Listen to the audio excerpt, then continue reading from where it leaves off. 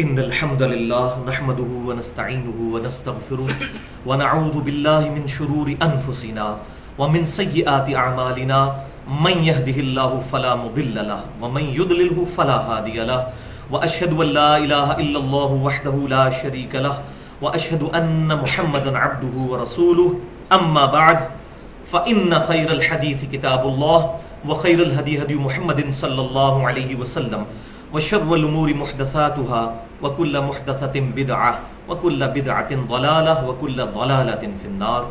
أعوذ بالله السميع العليم من الشيطان الرجيم من همزه ونفخه ونفثه. بسم الله الرحمن الرحيم.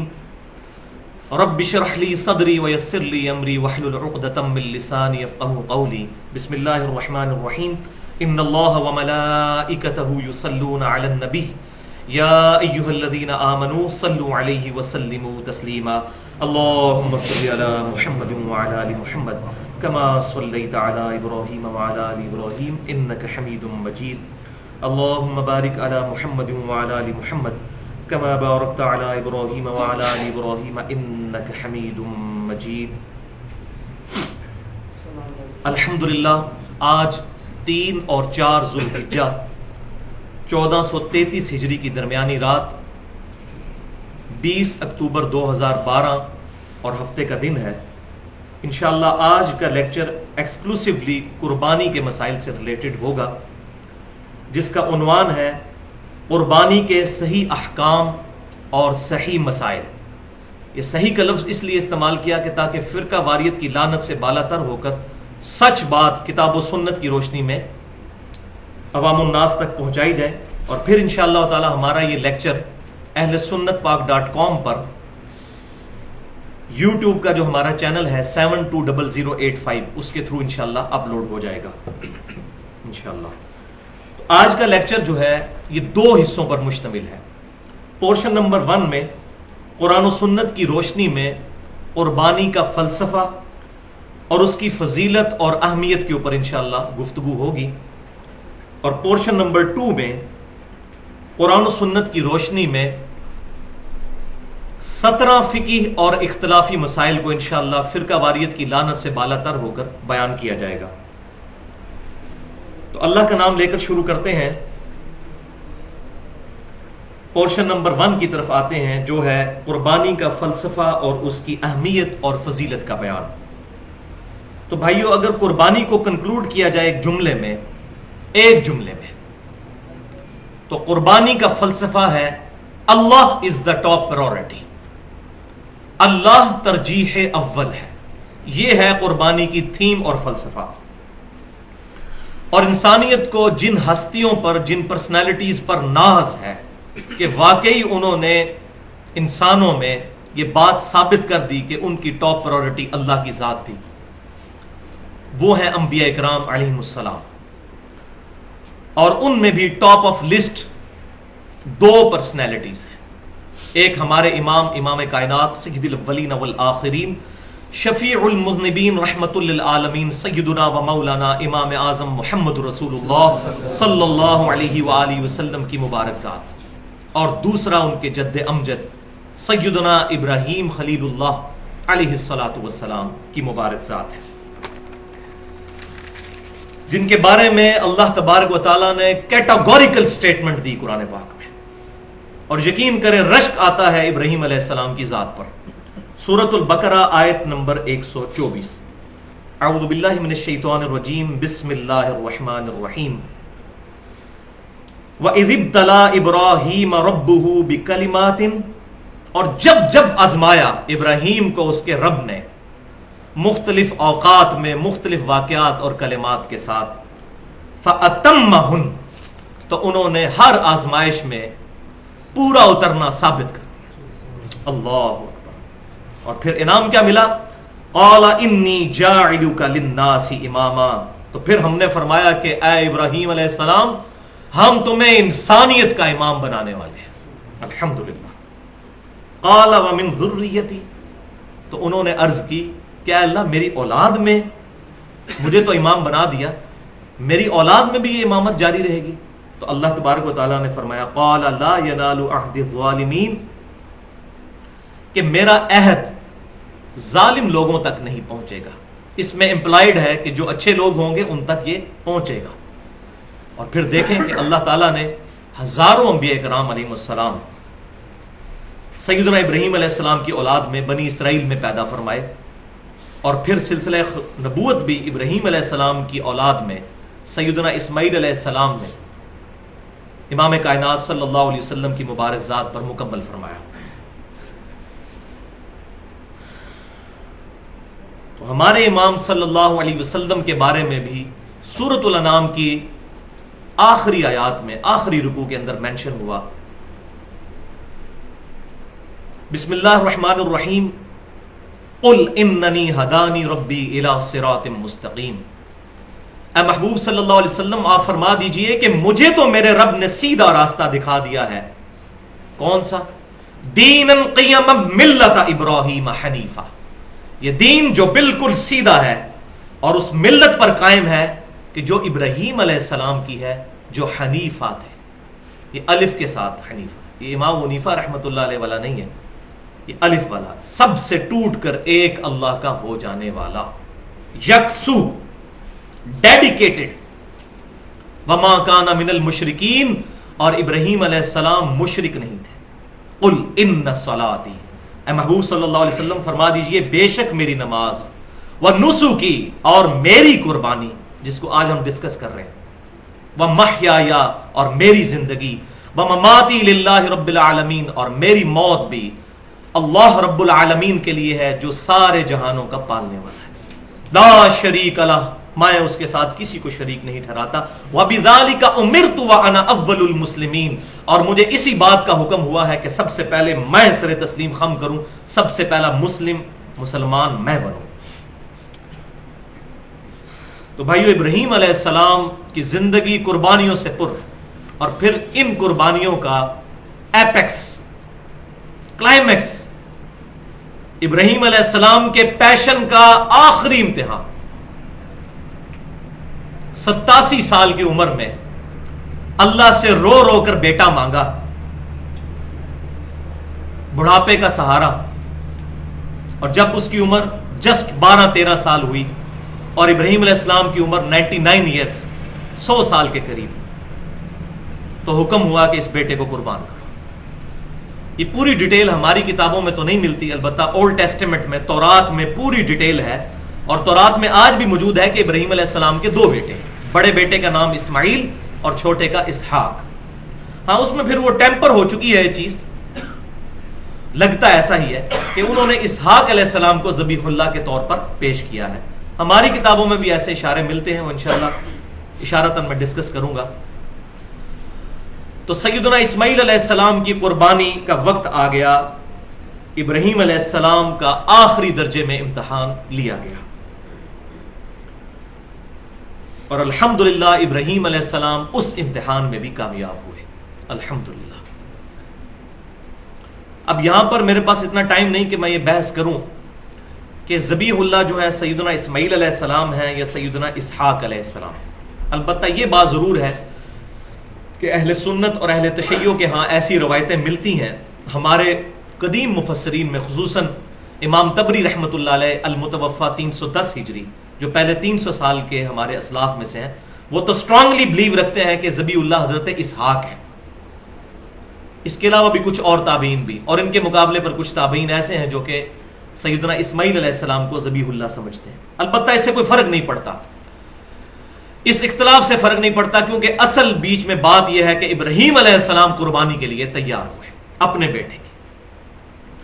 اس میں جسے شوق ہو تو مولانا مودودی رحمۃ اللہ علیہ نے بڑی انٹلیکچوئل بحث کی ہے سورہ الصافات پارہ نمبر 23 میں، آیت نمبر 100 سے لے کر 110 تک 11 آیات میں ابراہیم علیہ السلام کی قربانی کا ذکر ہے. اس کی ڈیٹیل آپ تفہیم القرآن میں پڑھ لیں تو وہاں پر انشاءاللہ آپ کو بات کلیئر ہو جائے گی.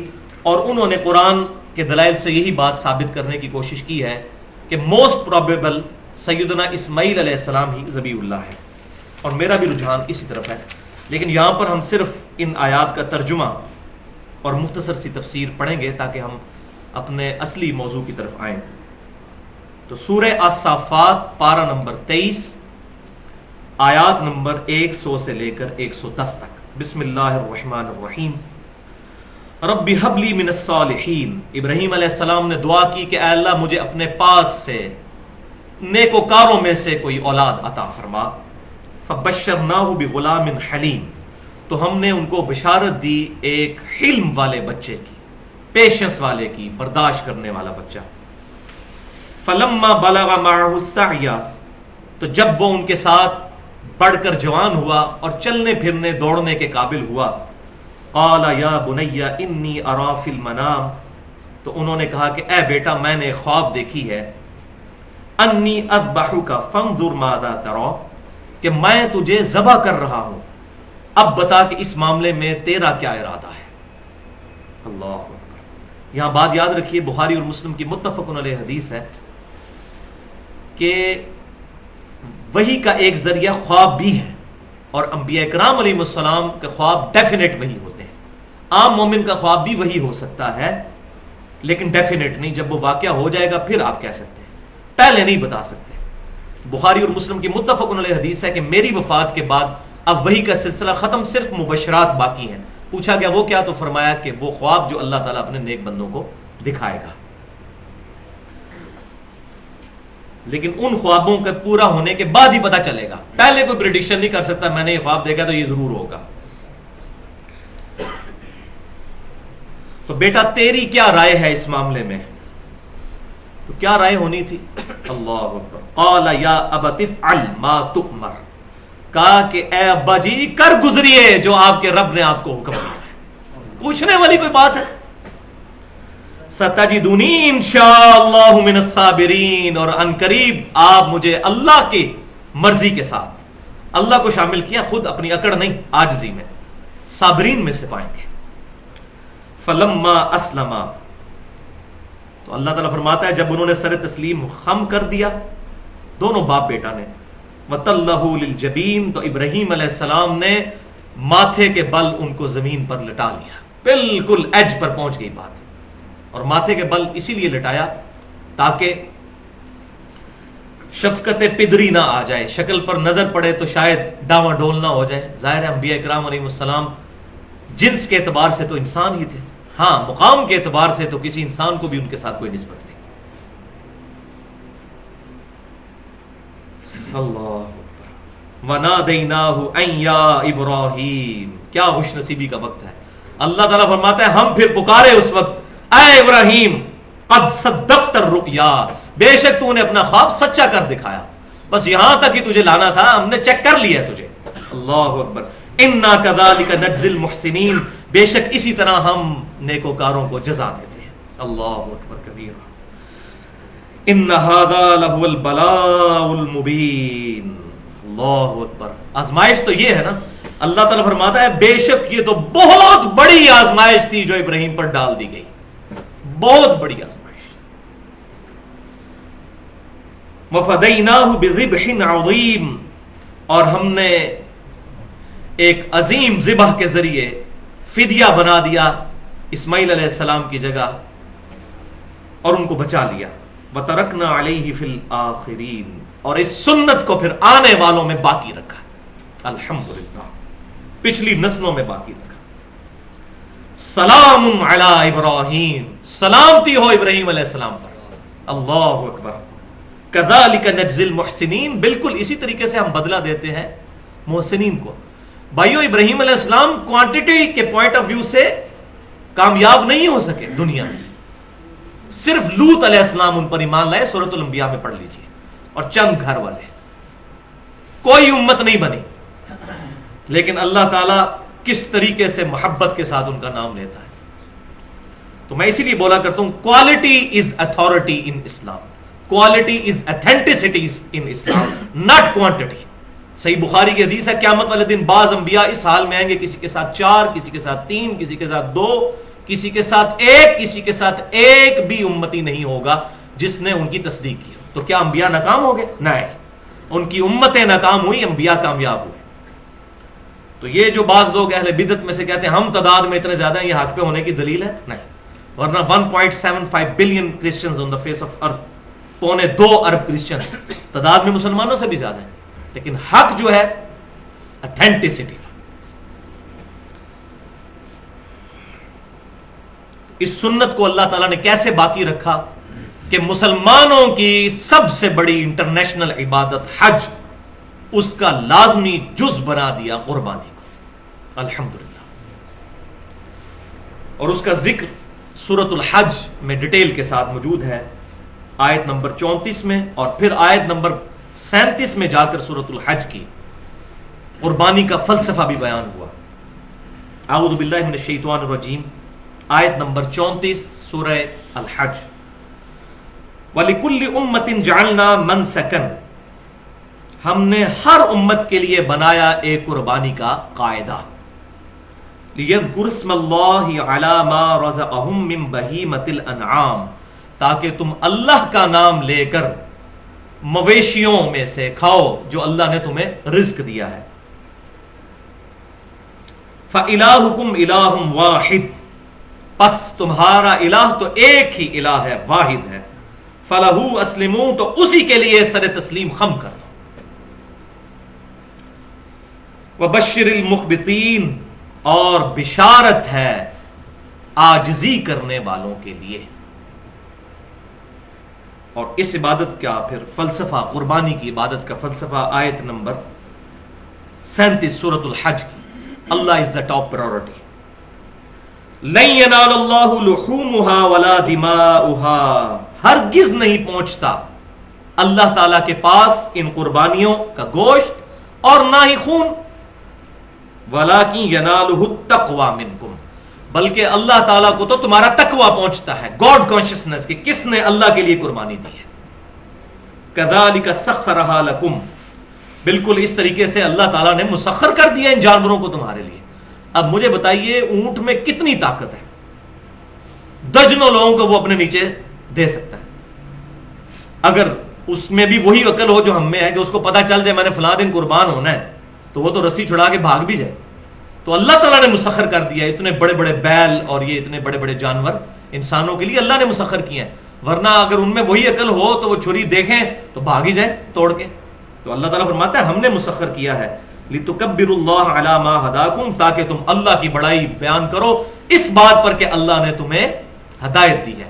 اور یہی وجہ ہے کہ بخاری اور مسلم کی متفق علیہ حدیث ہے، نبی صلی اللہ علیہ وسلم بسم اللہ واللہ اکبر پڑھ کر جانور پر چھری چلایا کرتے تھے، اللہ کی تکبیر بلند کرو۔ وبشر المحسنین، اور بشارت ہے نیکوکاروں کے لیے۔ اب اس کانٹیکسٹ میں 3 احادیث بڑی امپورٹنٹ ہیں۔ پہلی حدیث جو بخاری اور مسلم کی متفق علیہ حدیث ہے، اور صحیح بخاری کی پہلی حدیث یہی ہے، انما الاعمال بالنیات، بے شک اعمال کا دار و مدار نیتوں پر ہے، جس کی نیت درست ہے اسی کا عمل ہے درست۔ دوسری حدیث مسند امام احمد میں بڑی کریٹیکل حدیث ہے، آپ صلی اللہ علیہ وسلم نے فرمایا جس نے دکھلاوے کے لیے نماز پڑھی اس نے شرک کیا، جس نے دکھلاوے کے لیے روزہ رکھا اس نے شرک کیا، جس نے دکھلاوے کے لیے صدقہ کیا اس نے شرک کیا۔ یہ قربانی بھی ایک صدقے کی شکل ہے۔ تو اگر اللہ تعالی کے لیے پرائورٹی، اس کے لیے نیت نہیں ہے، تو یہ عمل الٹا بدنامی بن سکتا ہے، دوزخ میں جانے کا سبب بن سکتا ہے۔ اور تیسری حدیث بہت کریٹیکل، صحیح مسلم کی، آپ صلی اللہ علیہ وسلم نے فرمایا اللہ تعالیٰ تمہاری شکلوں اور مال کو نہیں دیکھتا، تمہارے دلوں اور اعمال کو دیکھتا ہے۔ یہ ہم اپنی شکلوں سے اور مال سے پبلک کو دھوکہ دے سکتے ہیں، اللہ کو نہیں۔ اللہ تعالیٰ نے شکلوں پر فیصلہ نہیں کرنا، ورنہ سیدنا بلال رضی اللہ تعالیٰ عنہ کتنے خوبصورت ہوں گے، حبشی کا رنگ کالا ہی ہوتا ہے، ہونٹ اس کے موٹے ہی ہوتے ہیں، ناک اس کا موٹا ہی ہوتا ہے، کتنے خوبصورت ہوں گے۔ تو اللہ تعالیٰ تمہاری شکلوں اور مال کو نہیں دیکھتا، اور ہم یہی دیکھتے ہیں، یا شکل دیکھتے ہیں، ماشاءاللہ کتنا خوبصورت چہرہ ہے، کتنے نورانی بزرگ ہیں، چاہے وہ جھوٹ بول رہے ہوں۔ نہ شکلوں کو دیکھتا ہے، نہ مال کو، دلوں اور اعمال کو دیکھتا ہے۔ الحمدللہ۔ یہاں پر یہ بات بھی سمجھ لیجئے کہ سورۃ الحج میں جس قربانی کا ذکر ہوا ہے وہ قربانی ہے فرض قربانی۔ یہ بڑی اٹینٹو ہو کے باتیں سننے والی ہیں، جس کو نیند آ رہی ہے بے شک خود کھڑے ہو جائے ایمانداری کے ساتھ، تاکہ نیند اس کی ختم ہو جائے۔ بیسیکلی 2 قربانیاں ہیں، ایک قربانی وہ ہے جو حج کے موقع پر ہوتی ہے، یہ فرض قربانی ہے جو سورۃ الحج میں جس کا ذکر آیا، اور سورۃ البقرہ میں ذکر آیا کہ اگر کسی کے پاس وہ قربانی کا جانور نہ ہو تو 10 روزے رکھ لے۔ وہ فرض قربانی ہے، اس کو کہتے ہیں ہدی، اور دوسری وہ ہے جو ہم عید قربان کے موقع پر کرتے ہیں، اس کو کہتے ہیں اضحیٰ، الف ضاد حا یا۔ اور یہ جو دوسری قربانی ہے اس کا ذکر بھی قرآن پاک میں سورہ الکوثر میں موجود ہے، فصل لربک وانحر، تو اپنے رب کے لیے نماز پڑھو اور قربانی کرو۔ تو اہل سنت اور اہل تشیع دونوں کا اس بات پر اجماع ہے کہ حج والی قربانی فرض ہے، اور یہ دوسری قربانی جو ہے عید قربان کی یہ فرض نہیں ہے۔ ہاں پھر آگے اختلاف شروع ہو جاتا ہے، بعض اسے سنت مؤکدہ سمجھتے ہیں اور بعض واجب، لیکن امت کی اکثریت اس کو سنت مؤکدہ ہی سمجھتی ہے، کیونکہ الفاظ بڑے سخت ہیں۔ شاید میں سمجھتا ہوں اس حدیث کی سختی کی وجہ سے ہی احناف کے ہاں یہ جو موقف آیا، اگرچہ یہ امام حنیفہ رحمۃ اللہ علیہ سے تو صحیح سند سے ثابت نہیں، کہ حنفی جو ہے وہ قربانی کو واجب کہتے ہیں، اور اس کی وجہ یہ ہے کہ یہ الفاظ بڑے سخت ہیں حدیث کے، اور ہم اسے سنت کیوں سمجھتے ہیں وہ انشاءاللہ بعد میں اختلافی مسائل میں ڈسکس کروں گا۔ حدیث کیا ہے؟ سنن ابن ماجہ میں، مسند امام احمد میں اور المستدرک للحاکم میں، تینوں کتابوں میں صحیح سند کے ساتھ یہ حدیث موجود ہے، اور امام ذہبی نے بھی المستدرک میں اس کی صحت پر حکم لگایا ہے کہ آپ صلی اللہ علیہ وسلم نے فرمایا جو شخص استطاعت کے باوجود قربانی نہ کرے وہ ہماری عیدگاہوں کے قریب بھی نہ پھٹکے۔ وَلِعَوْذُ بِاللَّهِ، کتنی سختی، یعنی وہ عیدگاہ کے قریب نہ ہے جس کو استطاعت ہے اور وہ قربانی نہیں کرتا۔ وہ سخت الفاظ ہیں، اگر اس سے کوئی واجبیت نکال لے تو بعید نہیں ہے، ورنہ کم از کم سنت موقدہ تو ہے۔ اس کانٹیکسٹ میں دو اور احادیث بڑی اہم ہیں۔ پہلی حدیث صحیح مسلم کی ہے کہ آپ صلی اللہ علیہ وسلم نے فرمایا جس شخص کا قربانی کا ارادہ ہو تو وہ یکم ذوالحجہ کا چاند نظر آنے سے لے کر قربانی کرنے تک اپنے جسم سے نہ تو بال اکھیڑے اور نہ ہی ناخن۔ اسی لیے ہم نے تمام بھائیوں کو جو ہے وہ یکم ذوالحجہ سے پہلے یہ میسج کر دیا تھا کہ آج جس نے بھی غیر ضروری بال صاف کرنے ہیں یا ناخن صاف کرنے ہیں تو وہ کر لے، ناخن کاٹ لے، کیونکہ اس کی وجہ یہ ہے کہ پھر 10 دن کا گیپ آ جاتا ہے۔ اس میں کوئی حرج نہیں، صحیح مسلم میں حدیث ہے کہ آپ صلی اللہ علیہ وسلم نے زیر ناف بالوں اور ناخنوں کے لیے 40 دن کی مدت مقرر فرمائی ہے، اور اس پہ میری بڑی ایکسکلوسیو گفتگو ہے اپنی نوعیت کی منفرد اہل سنت پاک.com پر، مسئلہ نمبر 32 کے نام سے مسلمان مرد و عورت کے بالوں اور دیگر اعضاء کے احکام، اس میں میں نے ڈیٹیل کے ساتھ یہ ایشوز ایڈریس کیے ہیں الحمدللہ۔ تو بہرحال یہ صحیح مسلم میں حدیث ہے قربانی کرنے والے کے لیے۔ اور دوسری حدیث ہے گفٹ، کہ اگر کسی کے پاس قربانی کی استطاعت ہی نہیں ہے، یعنی فائنینشلی وہ سپورٹ نہیں کر سکتی اس کو، وہ قربانی وہ نہیں کر سکتا، تو سنن نبی داؤد میں، سنن نسائی میں اور المستدرک للحاکم میں صحیح سند کے ساتھ یہ حدیث ہے، اور امام ذہبی نے بھی موافقت کی ہے امام حاکم کی، کہ آپ صلی اللہ علیہ وسلم کی خدمت میں ایک صحابی نے عرض کی کہ اے اللہ کے رسول صلی اللہ علیہ وسلم، میرے پاس ایک دودھ دینے والی بکری ہے، اس کے علاوہ کوئی جانور نہیں، اور نہ میرے پاس اتنی ہمت ہے میں کوئی جانور خرید کے قربان کر سکوں، تو کیا میں اسی کو ذبح کر لوں؟ تو آپ صلی اللہ علیہ وسلم نے فرمایا اس کو ذبح نہ کرو، ظاہر ہے وہ سورس آف ان کے پاس ایک انکم تھا یا ان کے معاملات چلانے کے لیے، تو پھر آپ صلی اللہ علیہ وسلم نے اس صحابی کو ایک نسخہ فرمایا ارشاد، اور فرمایا آپ صلی اللہ علیہ وسلم نے کہ عید والے دن باقی لوگ قربانی کر رہے ہوں گے، تم اپنے ناخن اور زیر ناف بال اور بغلوں کے بال یہ صاف کر لینا، اللہ کے ہاں تمہاری پوری قربانی لکھی جائے گی۔ اور اس میں یہ بات امپلائڈ ہے اس کے اندر یہ بات صحیح مسلم والی، کہ ایسا شخص بھی پھر یکم ذوالحجہ کا چاند نظر آنے سے لے کر عید قربان تک اپنے بال نہیں اکھیڑے گا اور نہ ناخن کاٹے گا، تو پھر باقی لوگ قربانی کرنے کے بعد بال صاف کریں گے جیسا کہ حاجی کرتے ہیں، اور اس میں حکمت یہ ہے کہ حاجیوں کی یہ نقل اتاری گئی ہے، تو یہ شخص اپنے بال صاف کرے گا، اللہ تعالیٰ پوری قربانی کا ثواب دے گا۔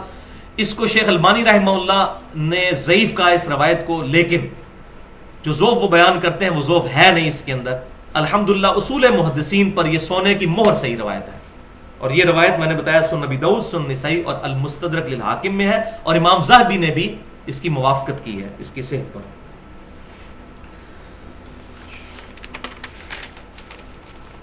اب بھائیو یاد رکھیں کہ حج اور قربانی یہ تو ذوالحجہ میں کلائمیکس ہے عبادت کا، لیکن یہ ذوالحجہ کا پہلا پورا عشرہ 10 تاریخ تک، اور اس کے بعد بھی 3 دن اور ایام تشریق 11 12 اور 13، یہ سارے کے سارے دن اللہ کے حضور بڑی فضیلت والے دن ہیں۔ چنانچہ صحیح بخاری میں حدیث ہے کہ آپ صلی اللہ علیہ وسلم نے فرمایا کہ باقی دنوں کی نسبت ان ذوالحجہ کے 10 دنوں میں کی گئی عبادت، اس کی فضیلت کو کوئی نہیں پہنچ سکتا۔ صحابہ اکرام علیہم رضوان نے عرض کیا کہ جہاد بھی نہیں، جو اسلام کا ایپیکس اور سمم بونم ہائیسٹ گڈ ہے، ایمینول کانٹ کی فلسفی میں ہائیسٹ گڈ کو کہتے ہیں سمم بونم، اور قتال پر میری پوری گفتگو ہے تقریباً 35 سے 40 منٹ کی اہل سنت پاک.com پر، قتال کی اہمیت اور کلمہ گو اہل قبلہ مسلمانوں کی تکفیر کی مذمت، مسئلہ نمبر 25 کے نام سے، تو یہاں محل نہیں۔ تو صحابہ نے پوچھا جہاد کرنے سے بھی افضل ہے اس میں نیک عبادت اور نیکی کے کام کرنا؟ تو آپ صلی اللہ علیہ وسلم نے فرمایا کہ ہاں جہاد سے بھی افضل ہے، مگر یہ کہ کوئی شخص مال اور اپنی جان لے کر اللہ کی راہ میں نکلے اور نہ مال واپس آئے نہ اس کی جان واپس آئے، یعنی وہ شہید کر دیا جائے، تو ایسا شخص ان 10 دنوں میں عبادت کرنے والے سے آگے نکل سکتا ہے، ورنہ خالی جہاد میں شریک ہونے والا بھی اس سے عبادت میں آگے نہیں نکل سکتا۔ الحمدللہ یہ حدیث انٹرنیشنل نمبرنگ کے مطابق صحیح بخاری میں 969 نمبر ہے، اور اس پر امام بخاری رحمۃ اللہ علیہ نے باب باندھا ہے جس میں تعلیقاً کچھ روایتیں لے کر آئے ہیں، اور ان کی سند بھی مصنف ابن ابی شیبہ میں اور باقی کتابوں میں صحیح موجود ہے کہ ابن عمر رضی اللہ تعالیٰ عنہما اور سیدنا ابو ہریرہ رضی اللہ تعالیٰ عنہ ذوالحجہ کے ان 10 دنوں میں بازار کے اندر بھی تکبیرات پڑھا کرتے تھے، اللہ اکبر لا الہ الا اللہ واللہ اکبر وللہ الحمد۔ اور پھر امام بخاری لے کر آئے کہ امام محمد باقر رحمۃ اللہ علیہ جو سیدنا حسین رضی اللہ تعالیٰ عنہ کے پوتے ہیں، امام زین العابدین کے بیٹے، وہ نوافل نماز پڑھنے کے بعد بھی یہ تکبیرات پڑھا کرتے تھے۔ فرض کے بعد تو پڑھنی ہوتی ہیں ایام تشریق میں، وہ آگے آ بھی رہی ہے۔ تو یہ تکبیرات جو ہیں اللہ اکبر لا الہ الا اللہ واللہ اکبر وللہ الحمد، ان تکبیرات پر اہل سنت اور اہل تشیع کا اجماع ہے کہ یہی تکبیرات ہیں، اور اس کی تائید میں مسند امام احمد میں بھی یہی سی صحیح بخاری والی حدیث ہے کہ ان 10 دنوں میں اعمال کا ثواب جو ہے وہ جہاد سے بھی بڑھ جاتا ہے، اور 7 الفاظ ہیں کہ آپ صلی اللہ علیہ وسلم نے فرمایا کہ ان 10 دنوں میں کثرت کے ساتھ اللہ تعالیٰ کی تحلیل، تکبیر اور تحمید بیان کرو۔ تحلیل کہتے ہیں لا الہ الا اللہ کہنے کو، تکبیر کہتے ہیں اللہ اکبر کہنے کو، اور تحمید کہتے ہیں الحمدللہ، اور یہی اس کے اندر ہے اللہ اکبر لا الہ الا اللہ واللہ اکبر وللہ الحمد، حمد بھی آ جاتی ہے الحمدللہ۔ اور یہ جو ایام تشریق ہیں 10 11 12 اور 13 4 دن، ان کا اشارتاً قرآن پاک میں بھی سورۃ البقرہ کی آیت نمبر 203 میں ذکر ہے، وَاذْكُرُوا اللَّهَ فِي أَيَّامٍ مَّعْدُودَاتٍ، اور اللہ تعالیٰ کی یاد رکھو ان مخصوص دنوں میں۔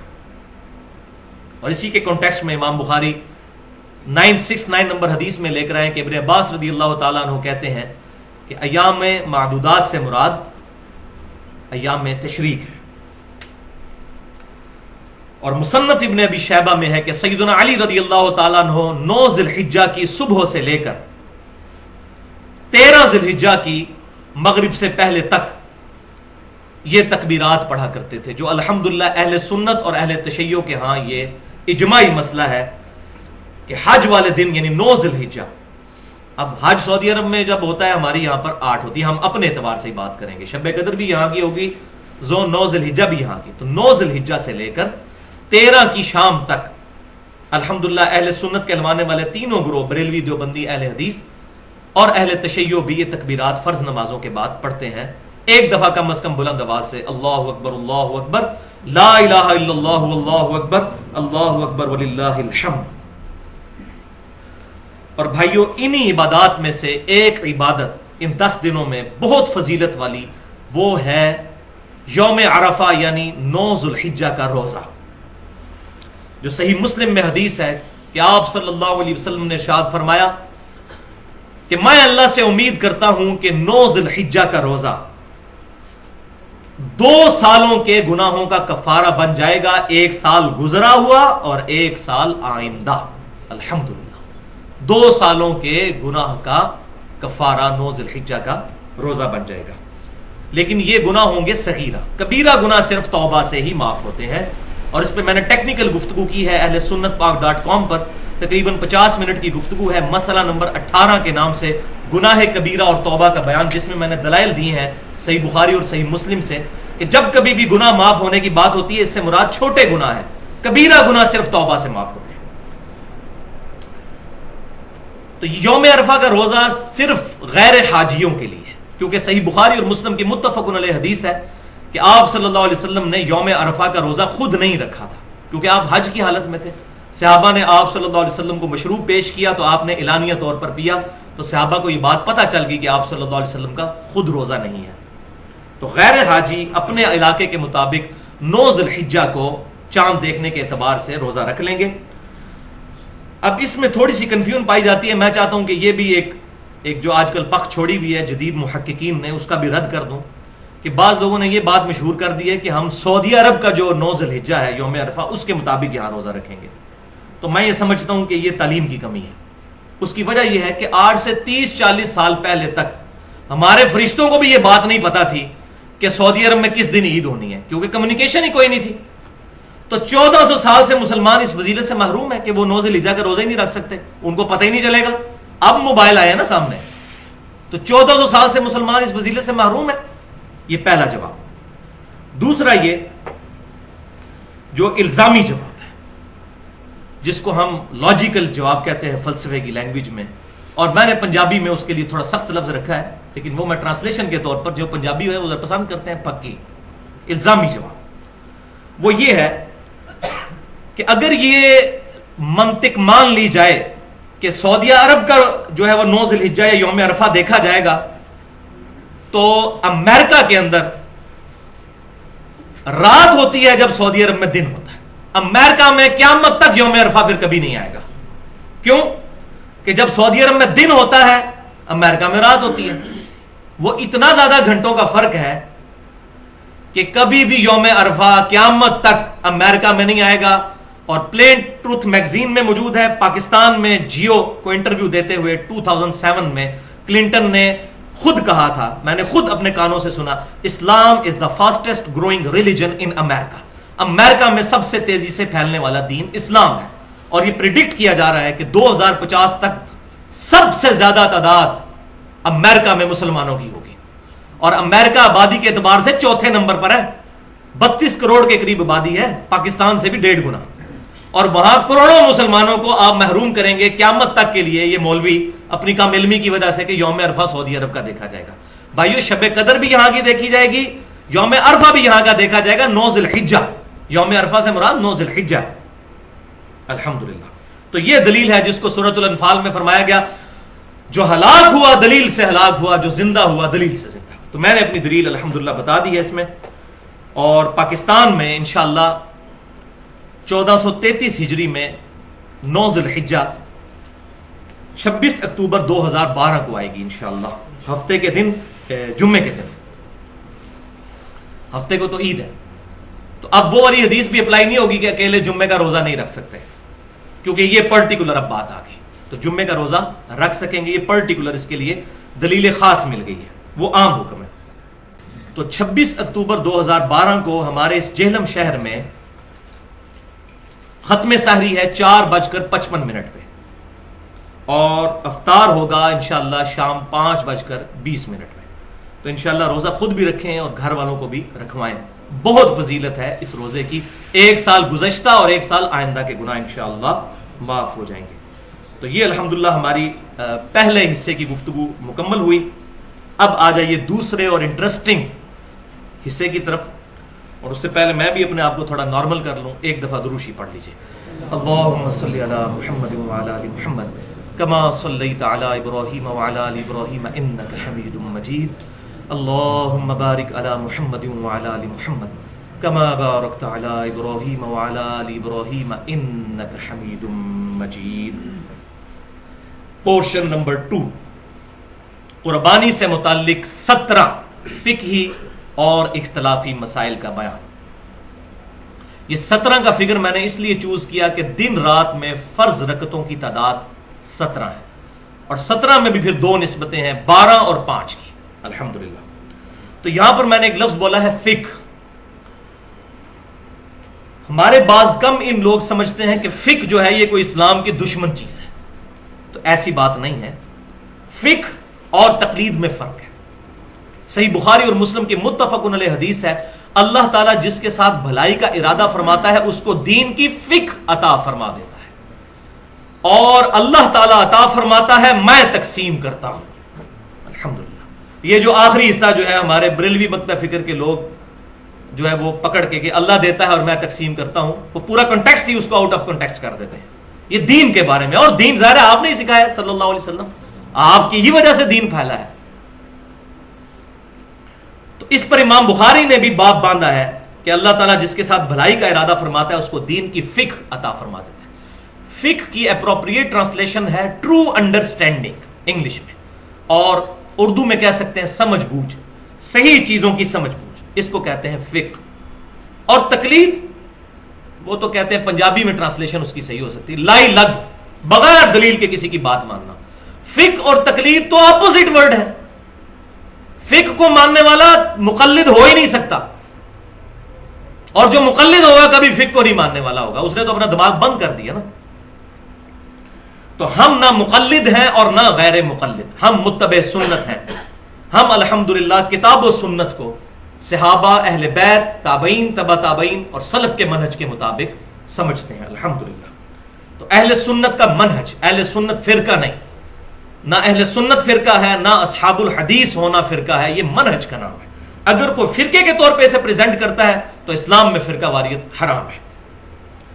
اس کانٹیکسٹ میں میرے 3 امپورٹنٹ لیکچر ہیں، اور میں سمجھتا ہوں کہ میرے علم کی حد تک کسی بندے نے نہ لیکچرز میں اور نہ کتاب کی حد تک ان ایشوز کو ریزالو کیا ہے۔ پہلا لیکچر میرا مسئلہ نمبر 10 کے نام سے 50 منٹ کی گفتگو ہے اہل سنت پاک.com پر، تقلید اور اتباع سنت میں فرق کیا ہے۔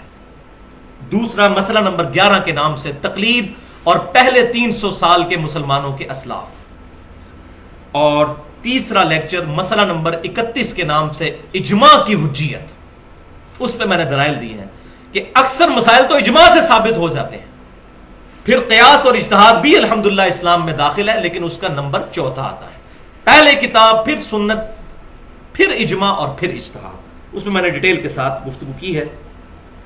اب یہ 17 مسائل انشاءاللہ ایک انٹلیکچوئل ترتیب کے ساتھ ہیں، الٹ ٹپ رینڈم نہیں ہے، ایک ترتیب جو ہونی چاہیے ایک عقل کے تقاضے کے مطابق، اس ترتیب کے ساتھ الحمدللہ۔ اور یہ انشاءاللہ قیامت تک کے لیے ہمارا ایک ایسٹ تیار ہو جائے گا، اور اس لیکچر کے بعد آپ درجنوں کتابیں اٹھا کر قربانی کے مسائل پر دیکھیں، وہ ایک طرف ہوں گی انشاءاللہ، اور یہ لیکچر فرقہ واریت سے بالا تر ہو کر یہ 17 مسائل انشاءاللہ تعالی ایک طرف دلائل کے ساتھ۔ تو آ جائیے پوائنٹ نمبر 1 کی طرف کہ قربانی واجب ہے یا سنت۔ تو میں پہلے بتا چکا کہ اہل سنت اور اہل تشیع کا اجماع ہے اس بات پر کہ حج کی قربانی تو فرض ہے یا واجب، یہ دونوں انٹرچینجبل ورڈ استعمال ہوتے ہیں۔ البتہ جو عید قربان کی قربانی ہے اس میں سوائے حنفیوں کے باقی پوری امت کا اتفاق ہے، اہل سنت کا بھی اور اہل تشیع کا بھی، کہ یہ سنت مؤکدہ ہے، تاکید شدہ سنت ہے، کوئی عام سنت نہیں۔ حنفی کہتے ہیں واجب ہے، اور ظاہر ہے وہ حدیث بڑی سخت ہے جو میں پہلے بیان کر چکا، سنن ابن ماجہ میں، مسند امام احمد میں اور المستدرک للحاکم میں صحیح سند کے ساتھ ہے، اور امام ذہبی نے بھی موافقت کی ہے کہ جو استطاعت کے باوجود قربانی نہ کرے تو ہماری عیدگاہوں کے قریب بھی نہ پھٹکے۔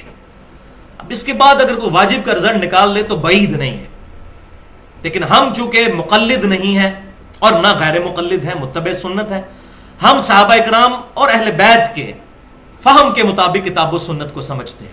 تو اب کیوں ہم اس کو واجب نہیں سمجھتے؟ وہ دلیل ہے سنن الکبریٰ البہیقی میں اور مصنف عبد الرزاق میں صحیح سند کے ساتھ کہ سیدنا ابو بکر و عمر رضی اللہ تعالی عنہما دونوں خلیفۃ المسلمین بعض اوقات جان بوجھ کر قربانی چھوڑ دیا کرتے تھے، صرف اس لیے کہ کہیں لوگ اس کو واجب نہ سمجھ لیں، یعنی استطاعت کے باوجود کبھی کبھار، ہمیشہ نہیں۔ اور سنت موقدہ کی تعریف بھی یہی ہے کہ ہمیشہ چھوڑنے والا جو ہے وہ گناہگار ہوگا، کبھی کبھار چھوڑنے والا گناہگار نہیں۔ لہذا اب اس میں خصوصاً ہمارے اہل سنت میں سے جو اہل حدیث مکتبہ فکر کے لوگ ہیں ان کے لیے بہت بڑا لمحہ فکری ہے، کیونکہ اہل حدیث مکتبہ فکر کے لوگ جو ہے وہ حنفیوں کے مقابلے پر یہ بہت چیز پروپیگیٹ کرتے ہیں کہ جی حنفی اس کو واجب کہتے ہیں، حالانکہ یہ سنت ہے۔ دیکھیں ابو بکر و عمر نے چھوڑ دی۔ اب اگر ہم چند فینیٹکس قسم کے اہل حدیث علماء والا فتویٰ لگائیں کہ آپ حدیث کو چھوڑ کے ابو بکر و عمر کے پیچھے لگے ہوئے ہیں، جو یہ اکثر کہہ دیتے ہیں جب ہم ان کو کوئی صحابی کا قول بتاتے ہیں تو کہتے ہیں جی حدیث دیکھیں آپ ابو بکر و عمر کے پیچھے چل پڑے، اور حالانکہ یہاں پر حدیث کو دیکھا جائے تو حنفی بالکل ٹھیک ہے، صرف حدیث کو کہ عیدگاہوں کے قریب بھی نہ آئے جو قربانی نہیں کرتا تو واجبیت نکلتی ہے۔ لیکن اس حدیث کا فہم صحابہ سے سمجھا کہ آپ صلی اللہ علیہ وسلم نے ڈرانے کے لیے کہا ہے، اتنی تاکید کی ہے، اس سے مراد واجبیت نہیں بلکہ سنت موقدہ ہے، اور اس کا سہارا جو ہے وہ یہی سیدنا ابوبکر و عمر کا عمل ہے۔ ورنہ حدیث پہ جائیں تو اب یہاں پر تمام اہل حدیث کہتے ہیں کہ نہیں ابوبکر و عمر نے اگر یہ کیا ہے رضی اللہ تعالیٰ عنہما تو یہی وجہ ہے۔ تو ہم بھی کہتے ہیں بھائیو داڑھی کے مسئلے میں بھی جو عبداللہ بن عمر رضی اللہ تعالیٰ عنہما اور سیدنا ابو ہریرہ دو ہی راوی ہیں، داڑیاں بڑھاؤ اور مونچھیں پست کرو، اس حدیث کے دو ہی راوی ہیں اور دونوں مٹھی کے بعد داڑھی کاٹنے کے قائل تھے اور کاٹتے تھے۔ صحیح بخاری میں ہے کہ وہ حج اور عمرے کے موقع پر عبداللہ بن عمر کاٹتے تھے، اور سنن ابی داؤد کے اندر اور الموطا امام مالک میں ہے کہ مطلقاً کاٹتے تھے۔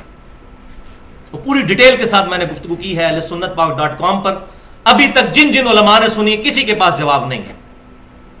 مسئلہ نمبر 33 کے نام سے 1 گھنٹے کی گفتگو ہے، داڑھی کی اہمیت اور اس کی مقدار کا بیان، اور اس میں دونوں ایکسٹریم رویے جو ہیں میں نے ان کا الحمدللہ رد کیا ہے کہ صحابہ کے فہم کو دیکھنا ہے، خام خانی کہہ دینا کہ صحابہ نے غلط کام کیا ہے۔ ورنہ سب سے پہلے تو تراویح کی نماز بند کروائی جائے جو بخاری اور مسلم میں حدیث ہے، نبی صلی اللہ علیہ وسلم نے 3 دن پڑھی، وہاں پھر صحابہ اکرام کی پناہ لیتے ہیں، نہیں جی صحابہ نے شروع کروائی تھی، تو اب مرفوع حدیث کہاں گئی؟ تو صحابہ اکرام علیہم رضوان کا اگر کوئی عمل حضور صلی اللہ علیہ وسلم کے خلاف ہو ہمارے سینس میں وہ ریجیکٹڈ نہیں ہوگا، عین ممکن ہے وہی فارم ہو اس کا، تا وقت کہ صحابہ میں اختلاف نہ ہو جائے۔ اختلاف ہو جائے پھر ہم دیکھیں گے جمہور کی رائے کیا ہے، جیسا کہ حج تمتع کے مسئلے میں عبداللہ بن عمر اور سیدنا عمر کیا اختلاف ہوا، بالکل ٹھیک ہو گیا، سیدنا عمر نے اپنا ڈیسیژن واپس لیا، جامع ترمذی میں موجود ہے۔ جہاں اختلاف کوئی نہ پایا جاتا ہو تو 14ویں صدی کے ملوں کے کہنے پر عبداللہ بن عمر کو ہم بدعتی نہیں کہہ سکتے اس مسئلے میں، والعیاذ باللہ تعالی۔ تو یہ مسئلہ میں نے یہاں پر الحمدللہ کلیئر کر دیا۔ پوائنٹ نمبر 2، قربانی کے لیے نصاب کیا ہے، یعنی کس بندے کے پاس کتنا روپیہ یا مال ہو تو وہ قربانی کرے گا۔ تو بھائیو اس پہ میں آلریڈی ایک حدیث تو بیان کر چکا کہ جس پہ استطاعت ہے وہی قربانی جو ہے وہ کرے گا۔ استطاعت میں کوئی نصاب بیان نہیں کیا آپ صلی اللہ علیہ وسلم نے، جو بھی جانور خرید سکتا ہے، لہذا یہ جو زکوٰۃ کا نصاب لگایا ہوا ہے یہ بالکل من گھڑت بات ہے، ایسی بات نہیں ہے، کوئی زکوٰۃ کا نصاب نہیں، جو بھی جانور خرید سکتا ہے، اگر انہی دنوں میں اس کے پاس اتنا پیسہ آ گیا کہ وہ جانور خرید سکتا ہے، چاہے وہ صاحب نصاب نہیں بھی ہے زکوٰۃ کے حوالے سے، تب بھی اس نے قربانی کرنی ہوگی، سنت مؤکدہ ہے۔ اب یہاں پر بعض لوگوں نے آج کل بڑے مجھے فون بھی آ رہے ہوتے ہیں، جی جناب ہم تو مقروض ہیں، تو سنا ہے کہ مقروض کے اوپر جو ہے وہ قربانی نہیں ہے۔ بھائی دنیا میں کون سا بندہ ہے جو مقروض نہیں ہے؟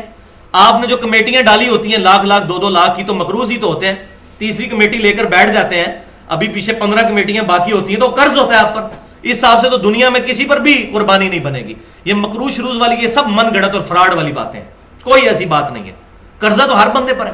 اور دوسری طرف حال یہ ہے کہ اگر سالی کی شادی آ جائے تو قرضہ بھی اٹھا کر جو ہے وہ بیوی بچوں کو کپڑے اور جوتیاں لے کر دیں گے، اور کوئی سرمنی آ جائے سارے کام کریں گے، لیکن قربانی میں میں تو مقروض ہوں۔ تو قرض بھی اگر اٹھانا پڑتا ہے کسی بندے کو، قربانی کرے وہ، اگر وہ سمجھتا ہے کہ میں اتار سکتا ہوں، قرض تو ہم سب اٹھاتے ہیں، جو کمیٹی ڈالی ہوتی ہے قرض ہی تو اٹھایا ہوتا ہے، ہمیں پتہ ہوتا ہے کہ ہم آہستہ آہستہ کر کے لوٹا دیں گے۔ تو اگر آپ کو قرض ملتا ہے تو ضرور قربانی کریں، کیونکہ وعید اس معاملے میں بہت سخت ہے۔ لیکن اگر کوئی بیچارہ بہت ہی مفلس ہے اور نہیں کر سکتا بیچارہ، تو وہ میں پہلے حدیث بتا چکا، سنن ابی داؤد، سنن نسائی اور المستدرک الحاکم میں صحیح سند کے ساتھ ہے، اور امام ذہبی نے بھی موافقت کی ہے کہ آپ صلی اللہ علیہ وسلم نے فرمایا کہ جس میں استطاعت نہیں ہے وہ پھر عید والے دن اپنے ناخن کاٹ لے اور بغلوں کے بال اور زیر ناف بال صاف کر لے، اور اس میں امپلائڈ ہے کہ پھر وہ یکم ذی الحجہ سے لے کر قربانی تک، قربانی کے دن تک، عید کی نماز تک یہ بال نہیں کاٹے گا، تو اللہ تعالیٰ اسے پوری قربانی کا ثواب انشاءاللہ عطا فرما دے گا۔ پوائنٹ نمبر 3، کہ ایک خاندان کے ایک فرد پر قربانی ہے یا سب نے ہی قربانی کرنی ہے؟ یہ بھی آج کل بڑا کریٹیکل ایشو ہے. یہ ساروں نے قربانی کرنی ہے؟ ایک خاندان میں جتنے بندے ہیں اور سارے امیر ہیں تو کیا سارے ہی کریں گے؟ تو بہتر تو یہی ہے سارے ہی کریں. جتنا میٹھا ڈالیں گے اتنا ہی بہتر ہے. آخرت کے لیے سیف کریں اس کو، عبادت. لیکن دین کی طرف سے اوبلیگیشن ہے کہ ایک خاندان کی طرف سے ایک قربانی ہوگی. ایک خاندان، ایک فیملی. اب فیملی یہ نہیں ہے کہ 5 بھائی ایک گھر میں شادی شدہ رہ رہے ہیں تو یہ ایک فیملی ہے، نہیں. ایک شادی شدہ بندہ اور اس کے بچے، یہ ایک فیملی ہے. ایک گھر میں اگر 5 بھائی ہیں تو یہ 5 فیملیز ہیں، الگ الگ اپنی قربانی دیں گے. یہ نہیں ہے نہیں جی ہم تو ابا جی کو تنخواہ دیتے ہیں، ایک ابا جی نے قربانی کر دی سب کی طرف سے ہوگی، نہیں. باقی خرچے لادا لادا ہیں، قربانی کی باری ہے تو ابا جی دیں گے، نہیں. تو ایک خاندان، میاں بیوی اور بچے، وہ ایک خاندان تصور ہوں گے، ان کی طرف سے ایک قربانی. اور وہ ثبوت جامعہ ترمذی اور سنن ابن ماجہ میں صحیح سند کے ساتھ حدیث ہے. عطا بن یسار تابعی کہتے ہیں کہ میں نے سیدنا ابو ایوب انصاری جو نبی صلی اللہ علیہ وسلم کے میزبان تھے ان سے پوچھا کہ آپ صلی اللہ علیہ وسلم کے زمانہ مبارک میں آپ لوگ قربانی کس طرح دیا کرتے تھے؟ تو انہوں نے کہا کہ آپ صلی اللہ علیہ وسلم کے مبارک زمانے میں ہم میں سے ہر شخص ایک خاندان کی طرف سے ایک ہی بکری قربان کیا کرتا تھا، اور وہ اس کے اور اس کے گھر والوں کی طرف سے تصور ہوتی تھی. لیکن بعد میں پھر صورتحال خراب ہوگی اور لوگ باہم فخر کرنے کے لیے ایک سے زیادہ قربانیاں کرنا شروع کر دیں، جس کا ذکر اگلی حدیث میں موجود ہے سنن ابن ماجہ میں ہی اور المستدرک للحاکم میں صحیح سند کے ساتھ. اور امام ذہبی نے بھی موافقت کی ہے کہ حذیفہ بن اسید رضی اللہ تعالیٰ عنہ کہتے ہیں کہ میرے گھر والوں نے مجھے اکسایا، حالانکہ میں یہ جانتا تھا کہ سنت یہ ہے کہ پورے گھر کی طرف سے ایک قربانی کی جائے، ایک بکری. لیکن میرے گھر والے مجھے اکساتے ہیں کہ میں زیادہ قربان کروں تاکہ لوگوں میں فخریہ طور پر یہ بات. یہ صحابہ کے زمانے میں یہ کام شروع ہو گئے، کیونکہ امت کا فتنہ تو مال ہے نا. تو پھر وہ صحابی کہتے ہیں کہ اب ہم زیادہ قربانیاں کرتے ہیں، اگر نہ کریں تو لوگ ہمیں کہتے ہیں یہ کنجوس ہے. اس زمانے میں بات ہو رہی ہے، کنجوس کہتے ہیں.